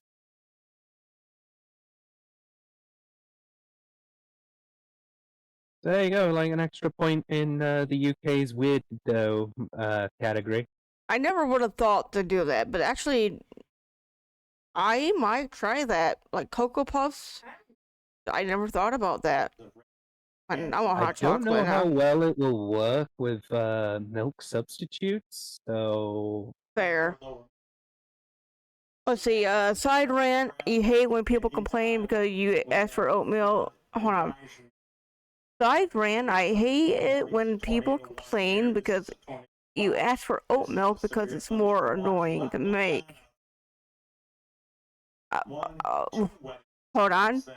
Because they need to use the vegan blender, etc. Apparently, that makes me annoying. No, you have shit. two blenders for a fucking reason. Just use them. Like, why Yeah. are you complaining? Why are you bitching? You're getting paid regardless, so get it done. Sort of thing. Oh, because it's like my mom not wanting to unplug the fucking router. Uh, there was a particular type of milk that I had tried at one point. I think it was almond milk at one stage that I was going through like a dose of freaking salts. I had a weird taste for that, and I quite liked it. It wasn't too bad. Um, I've had coconut milk as well, where it's been like desiccated coconut. Weird shit, weird shit. Not fussed on it. Um, in terms of like oat milk, I No, I don't think I've ever had it. Like it's horrible. I've had soy milk as well. Like I've had soy milk before. Right, soy milk wasn't too bad. Then again, it was sweetened. Mm. Apparently, she's annoying. No, so eat her Weetabix hot. Oh god, no. Puts in the microwave. No. Hey, you love oat milk so much nicer than your stomach. To each their own. I hate oat milk.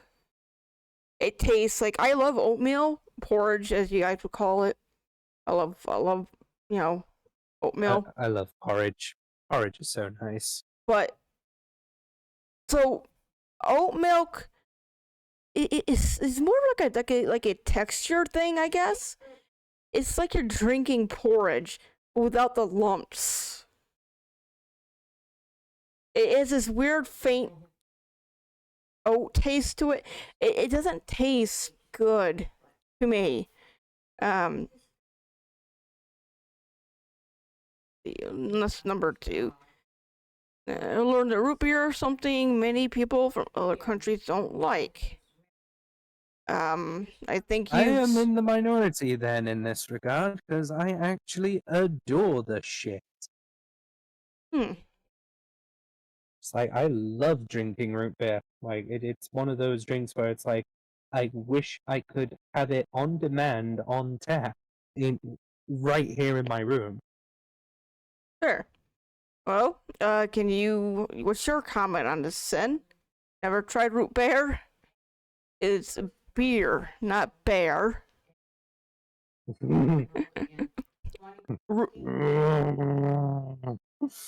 uh, uh, I find it quite nice. I find it amazing. It's far better than dandelion and burdock in my opinion. Even though the methodology behind root beer is exactly the same as D&B, so it's kind of along the lines of if anyone has drank that before, like you'll kind of have an idea of what root beer will kind of taste like, just a little bit sweeter and a bit more focused on licorice than the rest of the flowers.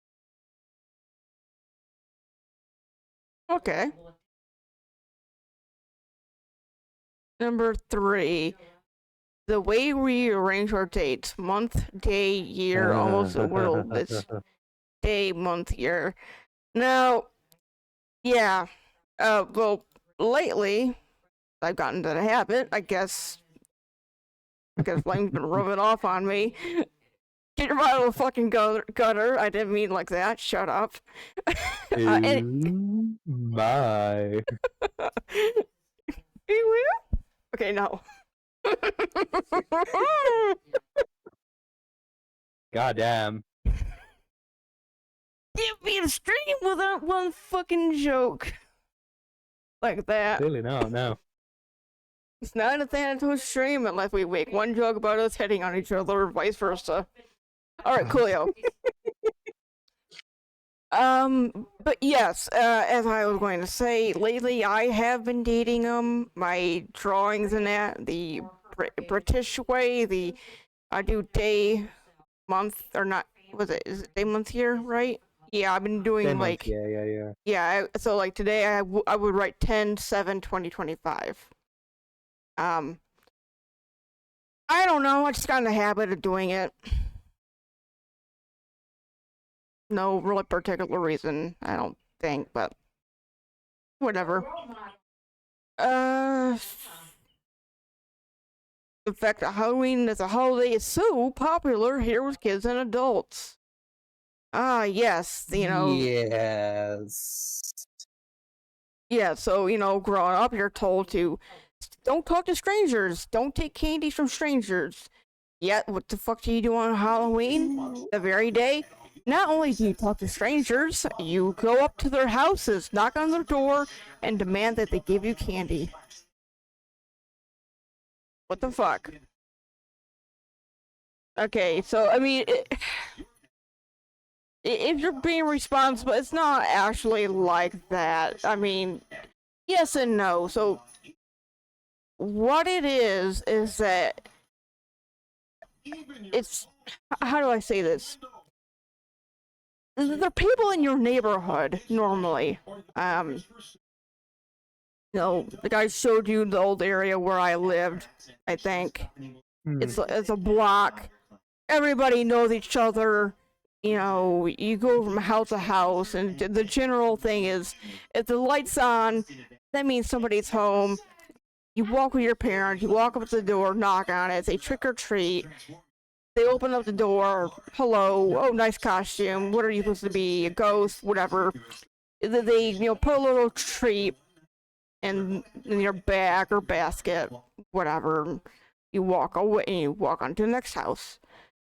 And then you get home, and then I gotta get your parents responsible. We look through the candy, make sure it's not tampered with, make sure there's no razor blades and all that shit in them. And generally, if it's like home baked goods, you throw that shit out because you don't know. But if it's like Kit Kat bars, Hershey bars, fine. That's that. And most people are nice. Most people aren't going to be giving you poison candy and rotten food and that. It's more of like a community. I would still find it hilarious if one person ends up actually just ends up giving their child an like a friggin' Ipecac bottle or something like that, and just says, "Yo, it's maple syrup. Don't worry." It's like that would be the cruelest trick to play on a kid. Well, what is That that? probably would actually lead to a lawsuit, actually. What is that stuff you said? What cat? So, Ipecac. Cat. It is a type of emergency treatment to get rid of essentially food poisonings of some sort, and it is used to induce vomiting.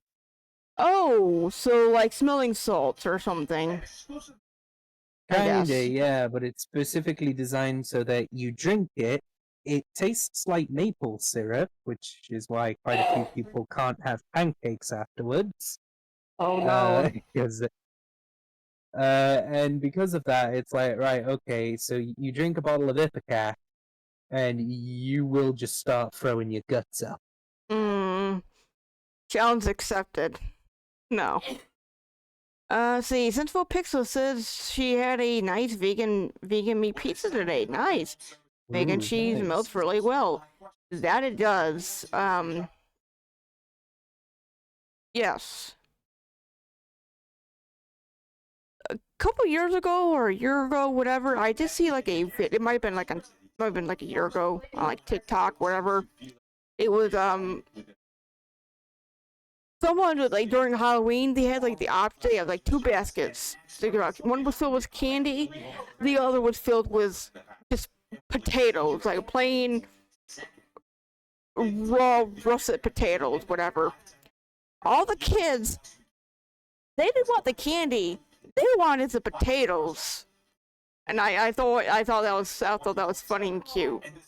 Like, kids were more interested in getting a fucking potato than a piece of chocolate. And honestly, I don't blame them. Potatoes are awesome. Yep. Here is a Family Guy video about what happens with Ipecac. Oh god, I'll have to look at that later. See, got to say this, you love vegan pepperoni. Tastes so good. Fair. Yeah, alright, I guess. I mean, the only brand I know of we have here, we only have like one brand. It's like Filled Roast, which is decent, but it's not really pepperoni to me. It's more like summer sausages, I think. But yeah. But that's another thing, is like you go to a restaurant. Oh god, that one. Oh god, I remember that. Oh god, no, Flame, no. Oh, what the fuck is wrong with you? But yeah, so we have like one chain of restaurants here that have like vegan cheese. And their only option though for a vegan topping besides vegetables is like vegan sausage. Yeah, unfortunately they do not sell pepperoni. Vegan pepperoni. If you want like pepperoni, you gotta get that separately. So, and it's just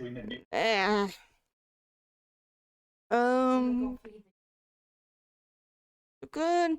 I got you a couple of vegetarian meals for you. Thought it was so sweet. Nice.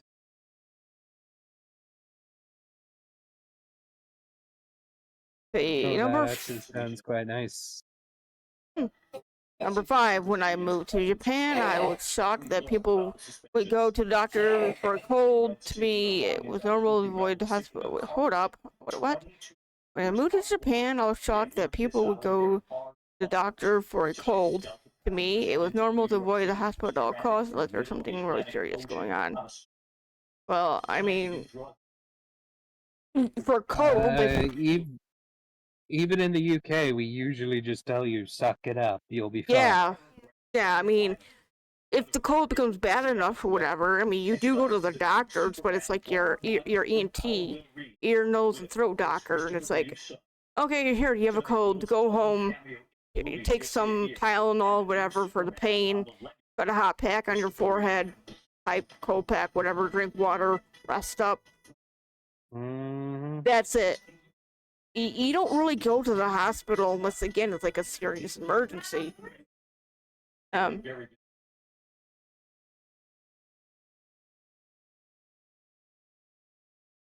um, yeah, we don't do that here. We just suck it up. I mean, for the most part.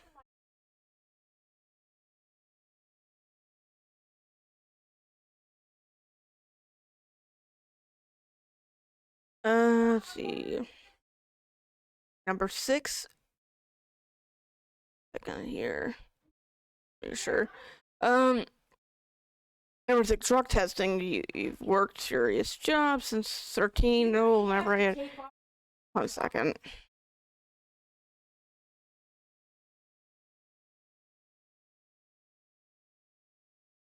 Bubble and squeak. Yeah, that stuff's amazing.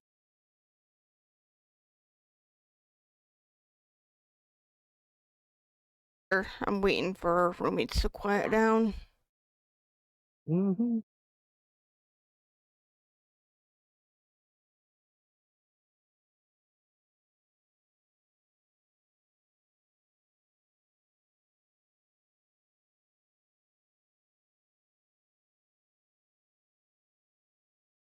What? What?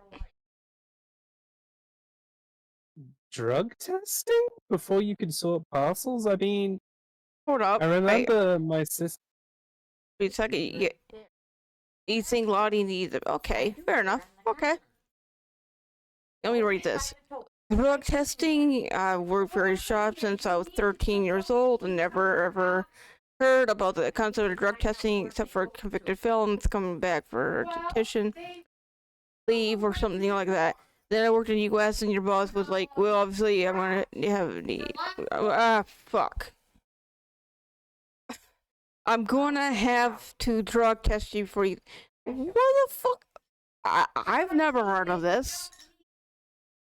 So this actually is a thing that happened to my sister, where they would do this every couple of weeks or so, to make sure that no one was high on the job. Fair. Because if you were high, then you were going to do something wrong and whatnot. So it was like, right, okay, we need to be careful that that shit didn't end up on the parcels and so on and so forth. So yeah, that stuff was normal, but even then, it's kind of along the lines of, well, thinking about it with the whole drug testing and whatnot. It also reminded me of the fact that my dad would always, because he used to work at the lead works at one stage, he would always have to submit himself to regular blood tests to make sure that his blood didn't exceed a certain limit of lead poisoning. Okay. So it's like, okay, so drug tests and blood tests and stuff like that, if there's good reason for it, makes a lot of sense. Yeah, I thought this more like a Hollywood movie type like stuff. I don't I don't understand. Like I cannot relate to it. I never had this happen. Granted, like I said, my job was a custodial job, cleaning the bathrooms, mopping floors, vacuuming. Mm. But yeah, I've never had to do a drug test ever. That was not part of the regiment, whatever thing is. 1 second, I'm right back. I'm gonna ask something. Yeah.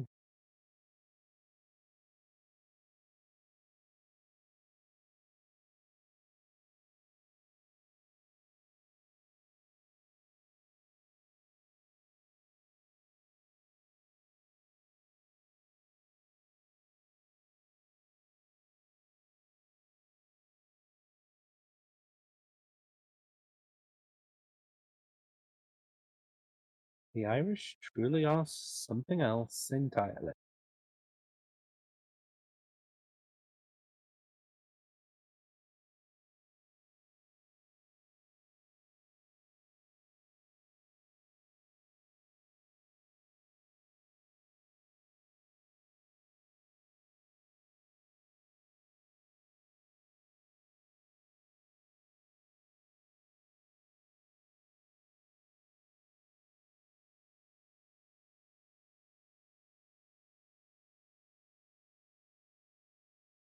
Hey, okay, Coolio, I am back. Welcome back. And thank you. What happened there? Apparently my mother, you want to get my attention for something? I guess there was a bird or something out back. I guess the vultures. And I kind of like shoot her away a bit. Like, and apparently she called me a name under her breath. Like, I'm sorry. Like, okay, I'm kind of working here. I can't. Like, there's a bird outside. Or something. I don't. What do you want me to do about it? Like, this is more important. You know, Yeah. this is work. I can always see the bird later. Whatever. Yeah. Of course. The other one roommate's giving excuses. It was part of her condition. She can't help it. Like, no, you can fucking help it. It's. You don't need. I don't care if you're autistic, Asperger's, whatever. You make a choice to insult people. Make a choice to mumble under your breath. Call people names. That is your own fucking volition. So don't give that whole, oh, she can't help it. So, no. Anyhow, number 7. Having a garbage disposal in the kitchen sink. Yeah, what the hell is that about? Like, what? Okay, so 2 things. What the fuck is this that you sent me, Flame?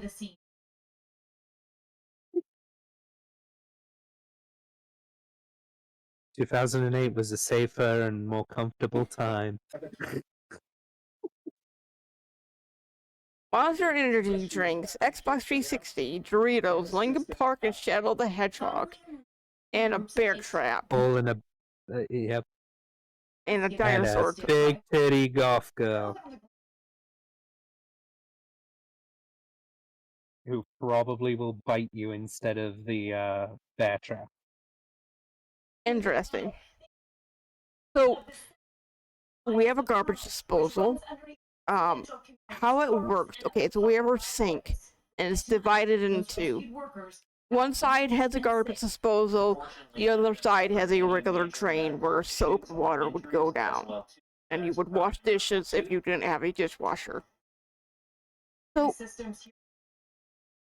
the garbage disposal is, so it has like a blade. It's like a blender in a way. You don't put everything into the disposal. You only put things like potato peelings, apple peelings, something that's easily grounded up. Things like bones you throw away in the garbage or outside for the animals. You don't put large objects. You don't put coffee grounds in it. It's just for food peelings that you wouldn't, like orange peelings and that you would. And what it does is you put it down to disposal. There's a switch. You turn on. It grounds it up. The blades start the blades start going. Grounds it up, and then it is sent down the pipes and that to, I guess, the garbage area. That is what a garbage disposal does.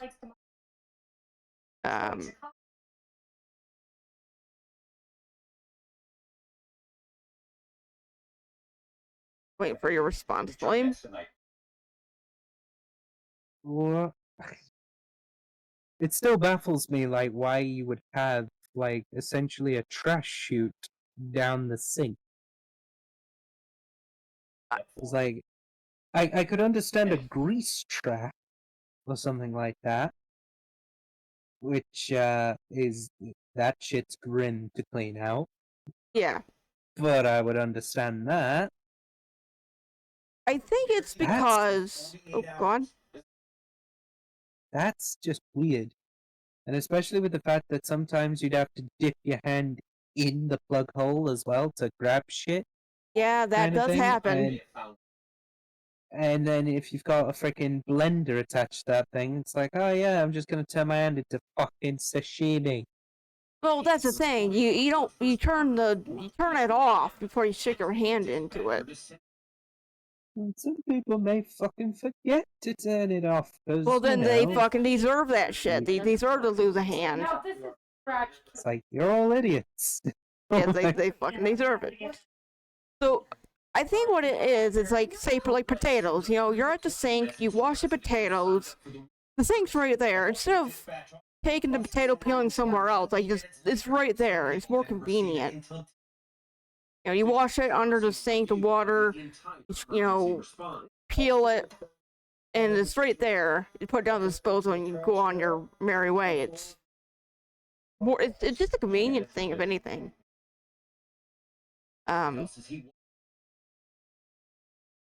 It's quicker.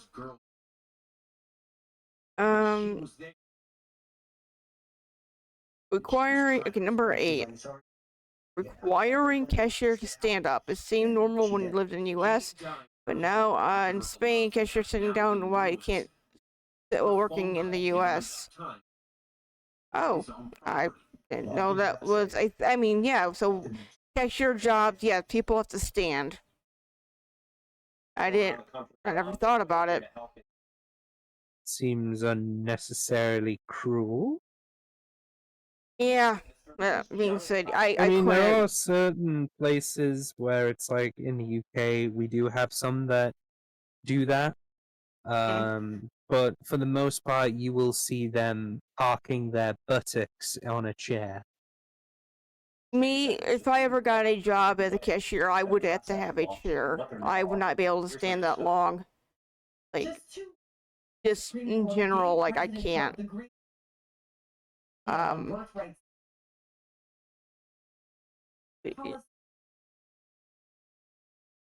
oh my god. What? Welcome back, Sin.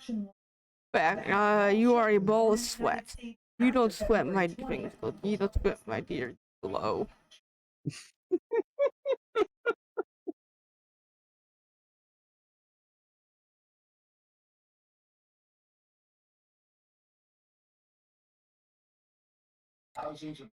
Okay, number 9, ranch dressing. Years ago, years ago, I was in Italy and we found a cool American flavor Pringle. Turns out it's just ranch.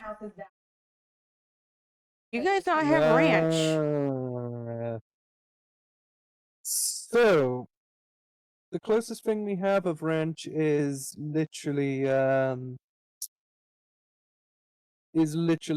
garlic mayo sort of thing. But that's its own thing entirely. That's not that. So no, that is something we import. Interesting. Number 10, drug advertising. I got so used to filtering out the side effects, I didn't realize how absurd it all sounds to people who didn't grow up hearing them. We actually mentioned this a few weeks ago, like during a stream. You happened, or during whatever hangouts, you mentioned you heard the TV listing off all the side effects in that. Yeah, and I mentioned that in the UK we don't mention side effects when advertising it. We only tell you the benefits because it's like no one cares to know if it's going to kill them. They just want to make it feel better, kind of thing. Yeah, and I think it's, you know, I'm gonna say like the last time. I think it's because here in America, everybody is fucking so happy. So in case something does go wrong, you know, they can say, well, our ad did say it might cause heart attacks. It might cause you to lose your hair or whatever. So they could say, you can't sue us for that. I get it from the whole cover your ass in that regard, but like But in the way that it's sort of done, at least in the UK, because of the fact that we only tell you the health benefits, and for the most part, that's not really going to matter all that much. That's mainly because of the fact that you just have other things to worry about. Like that's not a problem. Fair. Oh, oh, oh boy. What the? Hold up. Hold up. Senses I wish, but I asked Mac for cooling spray, and it stinks like very cheap men's deodorant. Axe body spray. B&M have ranch. I don't think it's deodorant. I think it's aftershave or something like that. So Get the door, right? sort of like cheap cologne. Yeah, it's using Shanley doors at a ton. Keep it.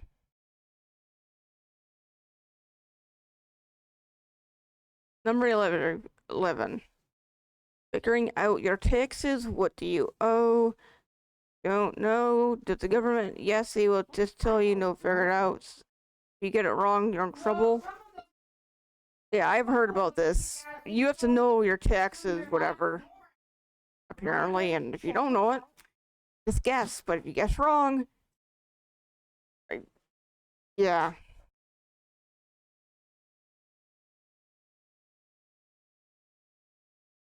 I can't really, I cannot relate on this because I never had to actually pay taxes like this. I never had a job It's where like, I don't pay tax. It's perfectly fine. yeah, currently, no. I never had a job where I had to pay taxes long enough or whatever, where it really mattered. I didn't get paid enough. Let's see. Number 12, I didn't notice how many I did not notice how many flags Americans have around America. Other countries don't have giant national flags at their car dealerships. So yeah, I've heard about this, and yeah, apparently we have flags everywhere. We have them like at our schools. So this comes from the fact that America has a very America first mentality. They are primarily patriots. It's like, Yes. what matters more, the ability to do whatever kind of thing. And because you're all a bunch of patriots, you love your country, you love who you are, so on and so forth. That's not a problem, and therefore that's a good thing. Whereas nowadays, at least especially in Britain, we're taught to hate our country for whatever reason. Like we're taught to hate them, hate everything that we've done. We've not done anything good. We've not done anything this, that, and the other kind of thing. And any sign of things where we could have said, "Whoa, hang on, actually, we did amazing work for the fact that what we did there." And this group of people who then came to us did far better kind of thing. Like it's an absolute travesty that in the UK we basically are fucked over by that. And that's the same with everywhere else. Like you're not allowed to have national pride especially in Europe. If you've got national pride, then you're seen as a fascist. Like, especially if you're from Germany. Like, if you love Germany and you are German, you are seen as literally Hitler. Like, it's disgusting the way that people get treated that way. So, growing up, when I was like little, obviously growing up in school, we had to do this thing called the Pledge of Allegiance. We all Yep. in class for the first hour of the day, we had to stand up, face the flag, right hand over our heart, and say the pledge. I did do this up to like a certain point where one year I just stopped doing it. They never made me stand up or anything. I just, whatever. I just sat down. I didn't, you know, I gotta say this. I just opted out of it. Because I didn't believe in it. Especially because they put the word of God in it. You know, when it's like, well, it's supposed to be a separation of state and church. Why are they mentioning God? It is a public school. It is because of the fact that you are also a Christian country. Yes, but like I was never Christian, so it It goes doesn't against my. matter. Yes, God I know. bless America and all of Yeah, that fun jazz. yeah, but then there's a separate state and church, whatever. But yeah, I just sat out. I didn't, I sat quietly, waited for the end of it, and continue on with my work. But yeah, a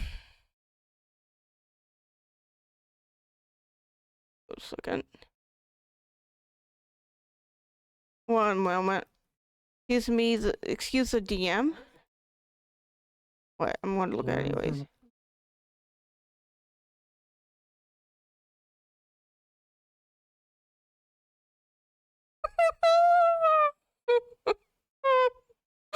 Oh my god. Hold up.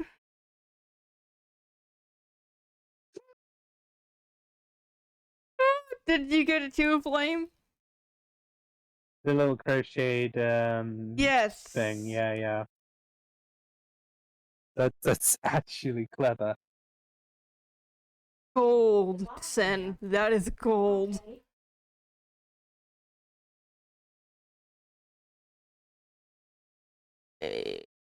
Number 13. Oh, the tipping thing culture. Number 13, that tipping is expected and more often as part of a worker's salary, but in many other countries, service charges are included in the bill. As a result, tipping in other countries isn't common or even expected. Yeah. Yeah, well, Flame and I actually talked about this again, like last stream.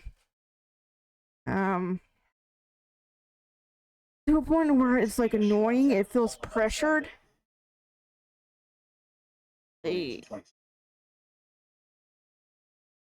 don't know what to add on to it.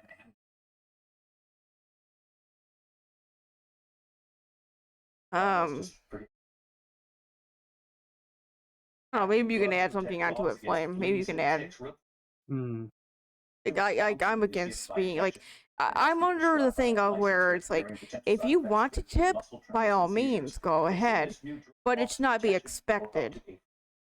It should just be like, literally a tip.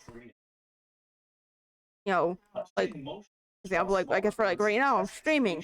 I don't expect people to give me money. I don't expect people to sub. Am I not generous? Am I like grateful for it? Yes, I am. If someone decides to donate bits or whatever, or however, donate, that's the word, whatever. Sub, it's like, yes, I am grateful for it, but it's not expected. I don't expect it to happen. See, saying about micro shit, that runner merch.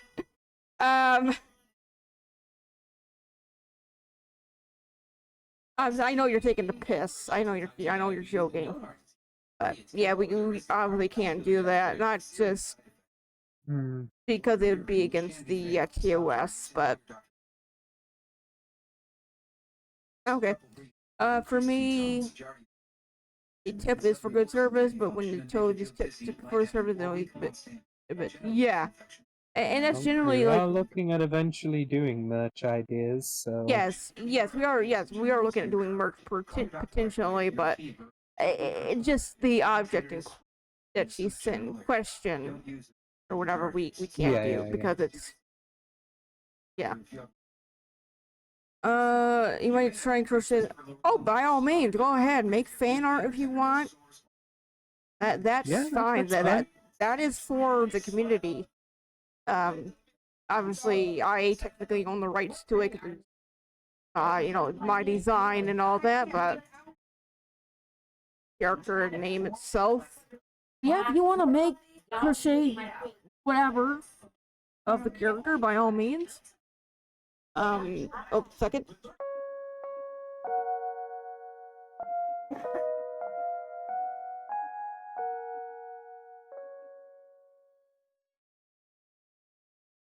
That Okay. would actually be really cool to see other people's interpretations of your character that you made for us.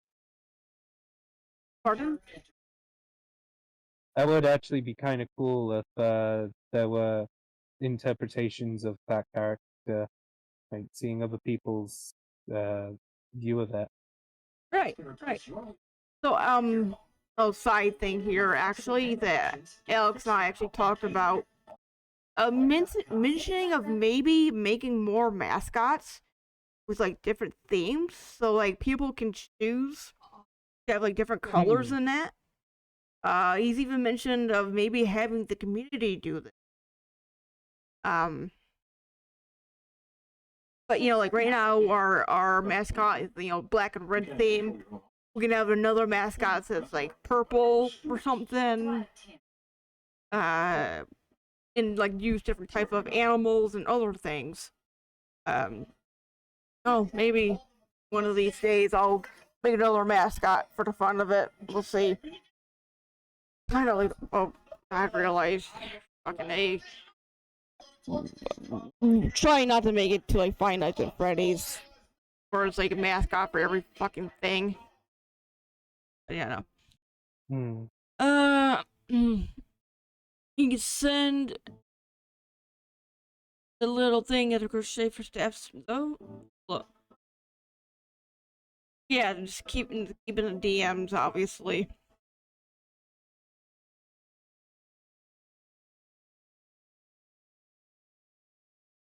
I'm gonna be right back. I'm gonna go use the restroom. Be back like soon.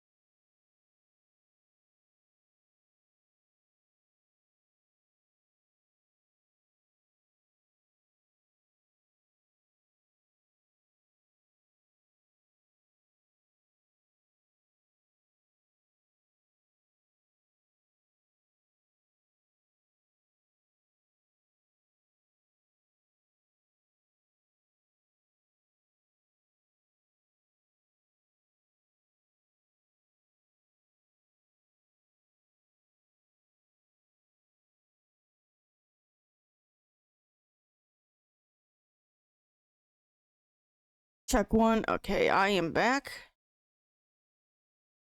Welcome back. Thank you, thank you. Let's see, number 14.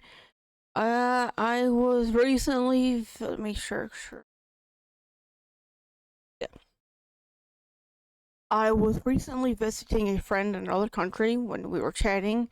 Oh, we just mentioned this pledge came up and every American said it really in unison down to the breath. All the non-American freaked the heck out. Yeah. Very, very cultish. Like we just mentioned it. Like, yeah. Hmm.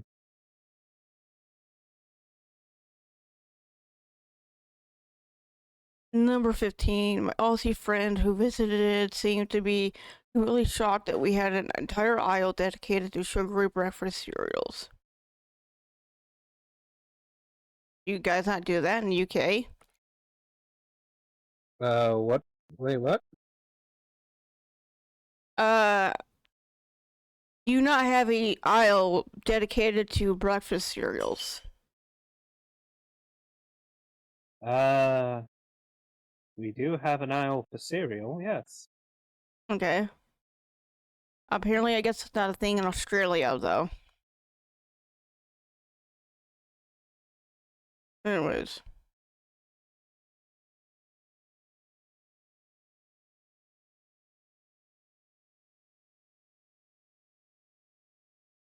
Uh,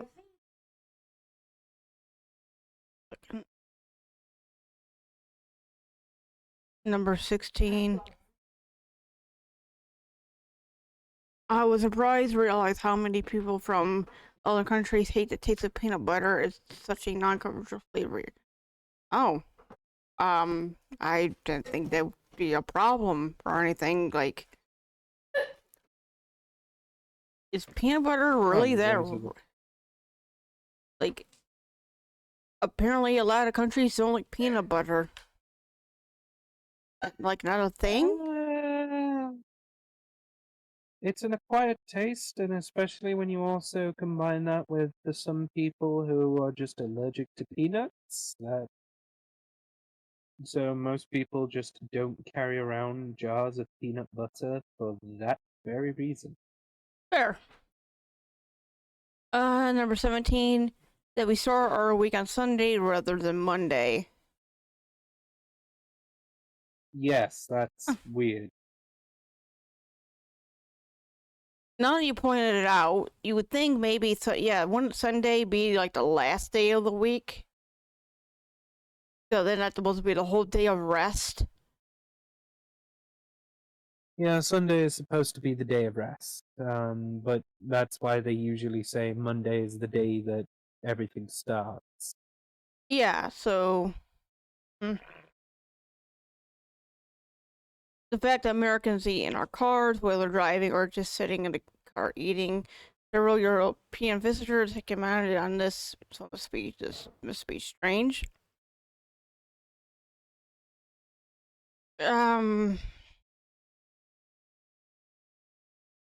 I guess. I mean, yeah, I do eat in a car sometimes. That's because, like, I'm just impatient. Like, I want to eat my fries when they're fresh.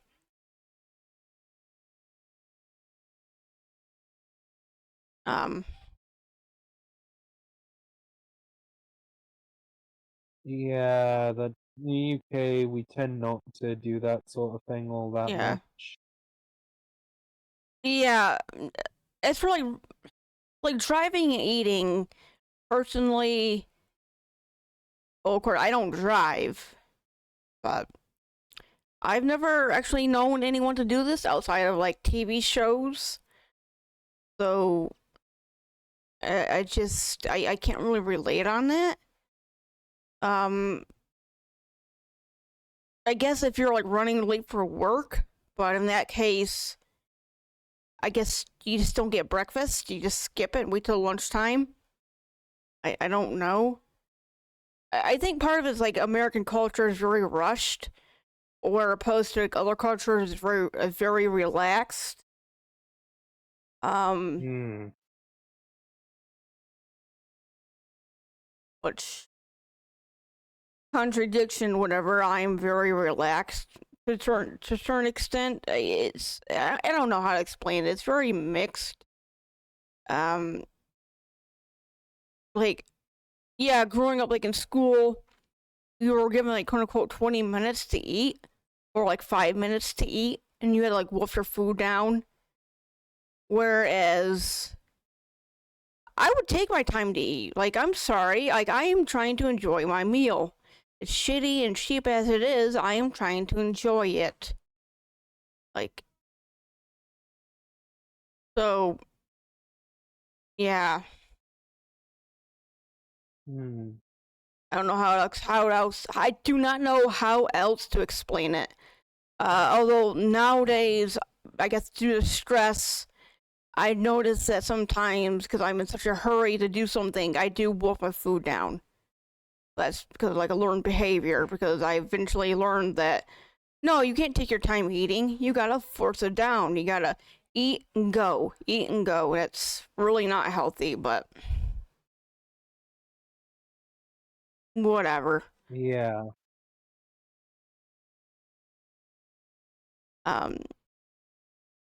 Let me think what's going on in chat. You love the crochet. Oh, thanks, because it's just relaxing. You're not keen? What do you mean you're not keen? And As in actually, not a fan. not a fan of what? Peanut butter, probably, Fair. based on I the see. topic. I see. You said eat it out of a jar.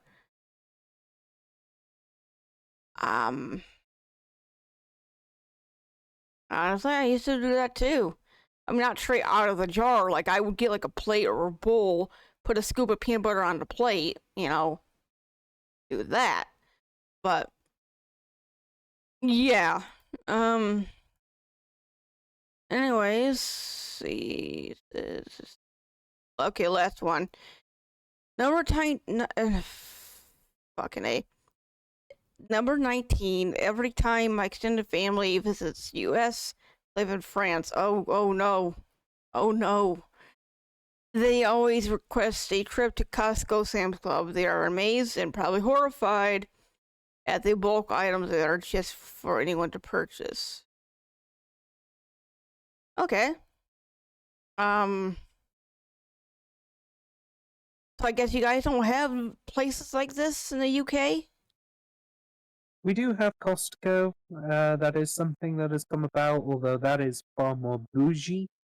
If you want a non-bougie version of it, we use Macro. Now, at this macro, do you have to be a member of the store, or is it any? You do need to have a card, yes. Okay, To say that yeah. you have got in. All right, yeah. Like here in the States, if you want to go to Costco, Sam's Club, you have to be a member. You have to pay. You have to have a card. You have to show the card. I And believe it's like a monthly subscription in the UK for it, whereas in Macro's case, it's literally a one and done, which is very, very nice. I don't know. I personally, I think it's stupid. Like, Mm-hmm. a lot of stuff they sell is like I could just get from Walmart or whatever if they even have it. It's like I don't get what's matter of fact. Sam's Club is owned by Walmart or vice versa. It's the same fucking store. I hear that the meat they get from Sam's Club is the same they get at Walmart. So it's like, All right. yeah.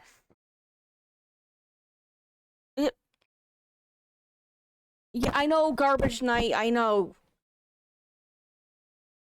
Yeah. Later, I will get it. You might crochet a wolf. Nice. All right. Anyhow, I think I'm gonna call it. We go to the end screen. One moment to see who is on. Do we have any fellow runners on? I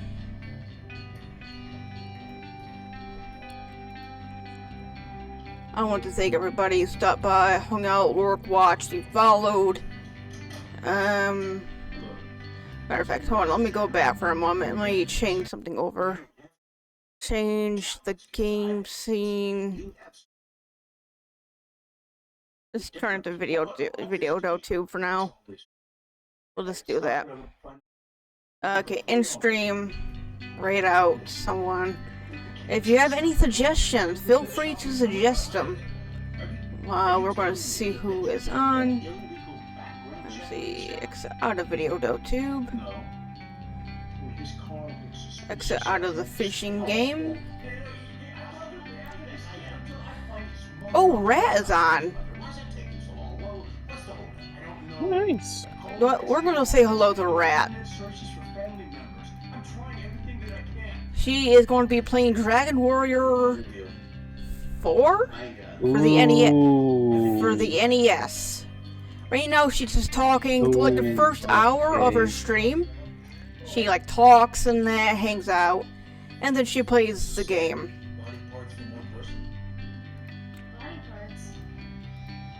Yes. Let's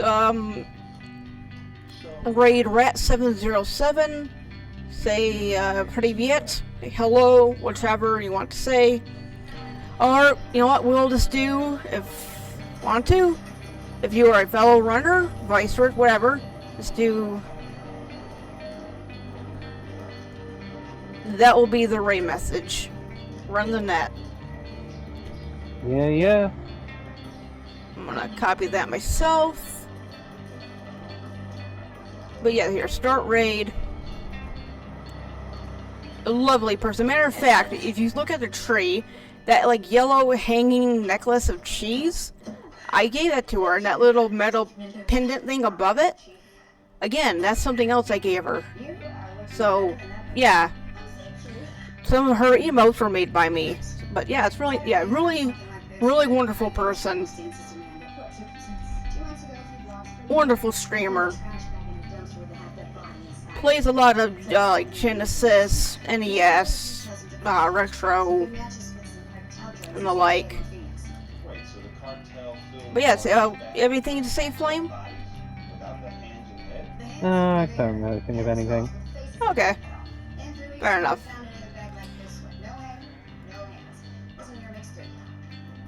I'll play that. Either way, until next time, good night. До свидания. Take care for now.